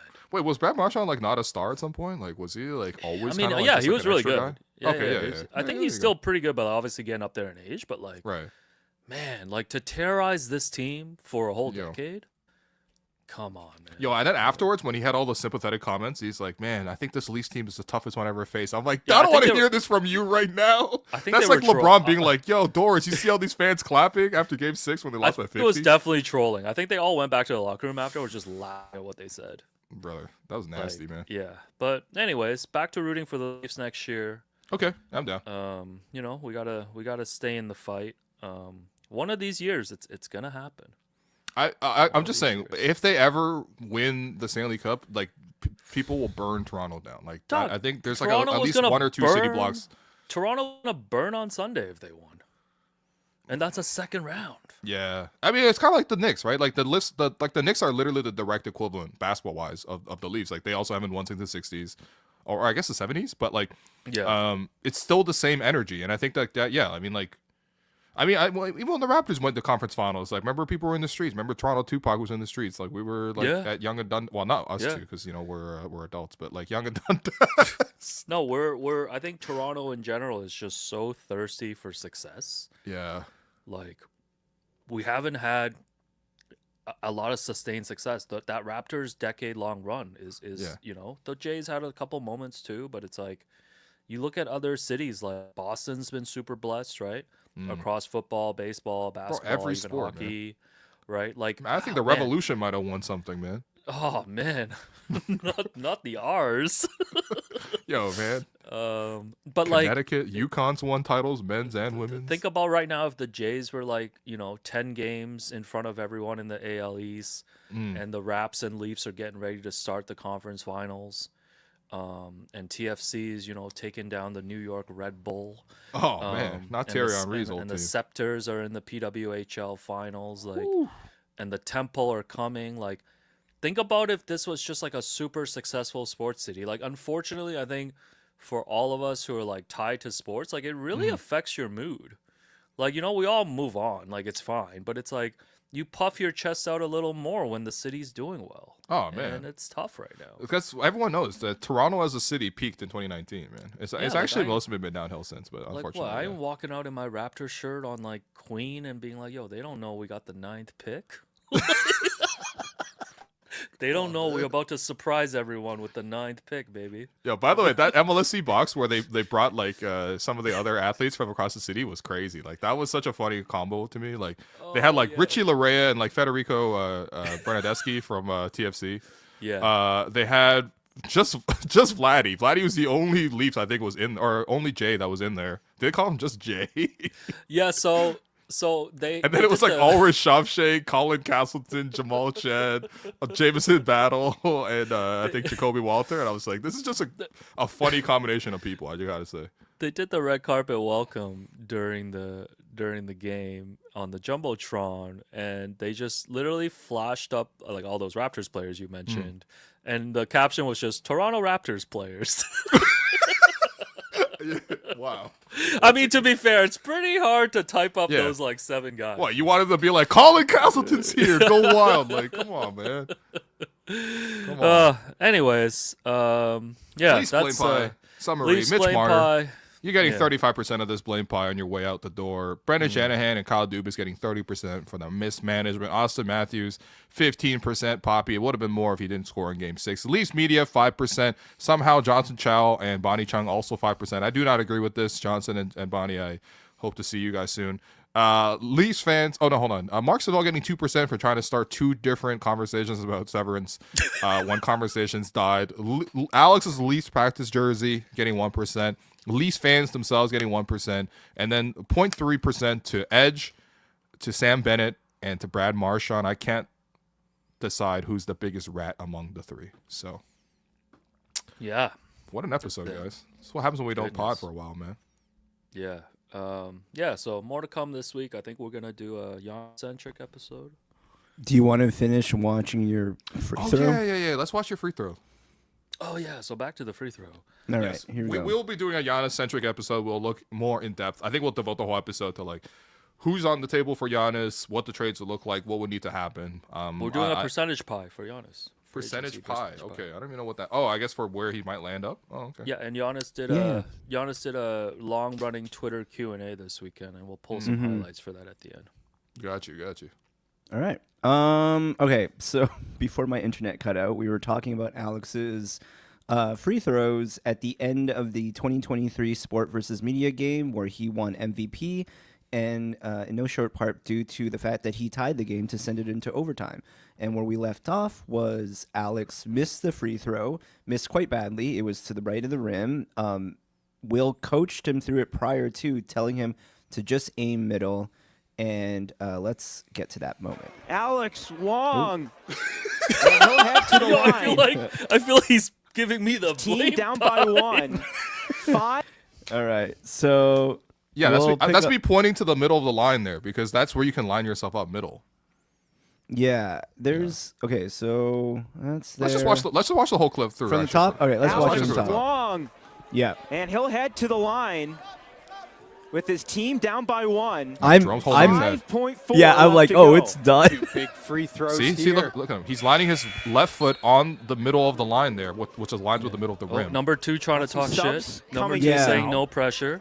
Yeah, Bree she was chill Johnson, though. check Bree. Yo, I Bree said was a pressure. hooper, bro. I said Oh, Bree's pressure. amazing, yeah. She Pressure dropped me. swimming to a new 2 country. huge free throws. She had me stumbling up on a for step Alex back three. Wong. Oh yeah, I mean, She's As the yeah, boys on the she's hockey great. team yeah. trying to do everything in their power to distract Alex Wong. I was clapping in her face. Damn it.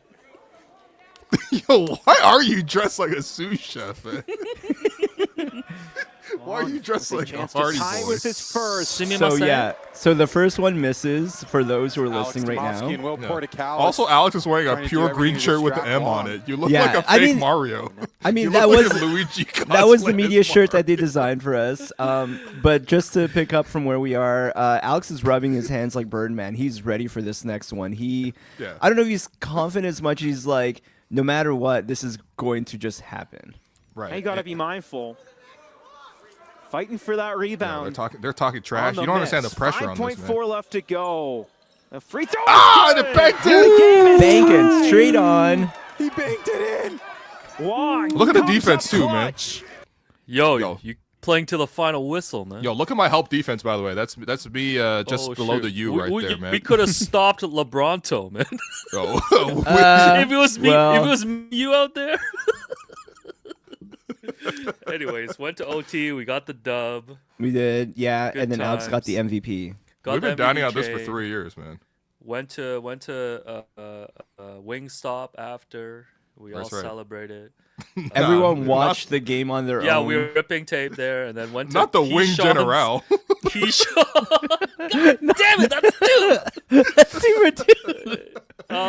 Nice. Yeah, went to Keyshawn's birthday party Sure. after with friend of the program Benji at Becky, and I wore MVP. I was walking around like, yo, they don't know I just won MVP. Yo, that free throw was hard, man. That free throw was hard. Not That gonna was lie. crazy. It You was were a actually crazy moment. really key. I mean, both you and Jerome were like really, really important to the win. No, Like, we all were- had our moments, man. You Yeah. opened up the scoring. I remember that. Too. Yeah, I Like, made it 3-0. No, you got us hype. You got us hype because you were celebrating that three, and it was. I was hype, going yeah. nuts. Yeah, You were going the nuts. emotional leader of the team. A little bit too yeah. much, but you were. I told you I'm Draymond, man. Yeah. I'm You Draymond. are Draymond. Yeah, I'm actually Draymond. yeah. I was trash talking the coach of the other team. I was trash talking on the players. I was trash talking the crowd. I was trash talking just ourselves. At one point, our yeah. coaches Sean Woodley and S had to be like, "Will, are you all right?" And I'm like, "Man, let me take this clipboard, man. Let me drop some plays." I was drawing up And plays. just to Yeah. be clear, I fouled out in overtime. You did, Oh, yeah. yo. You tried to get out of the Yeah, game. yeah, The yeah. other thing too, Ever the hockey fan.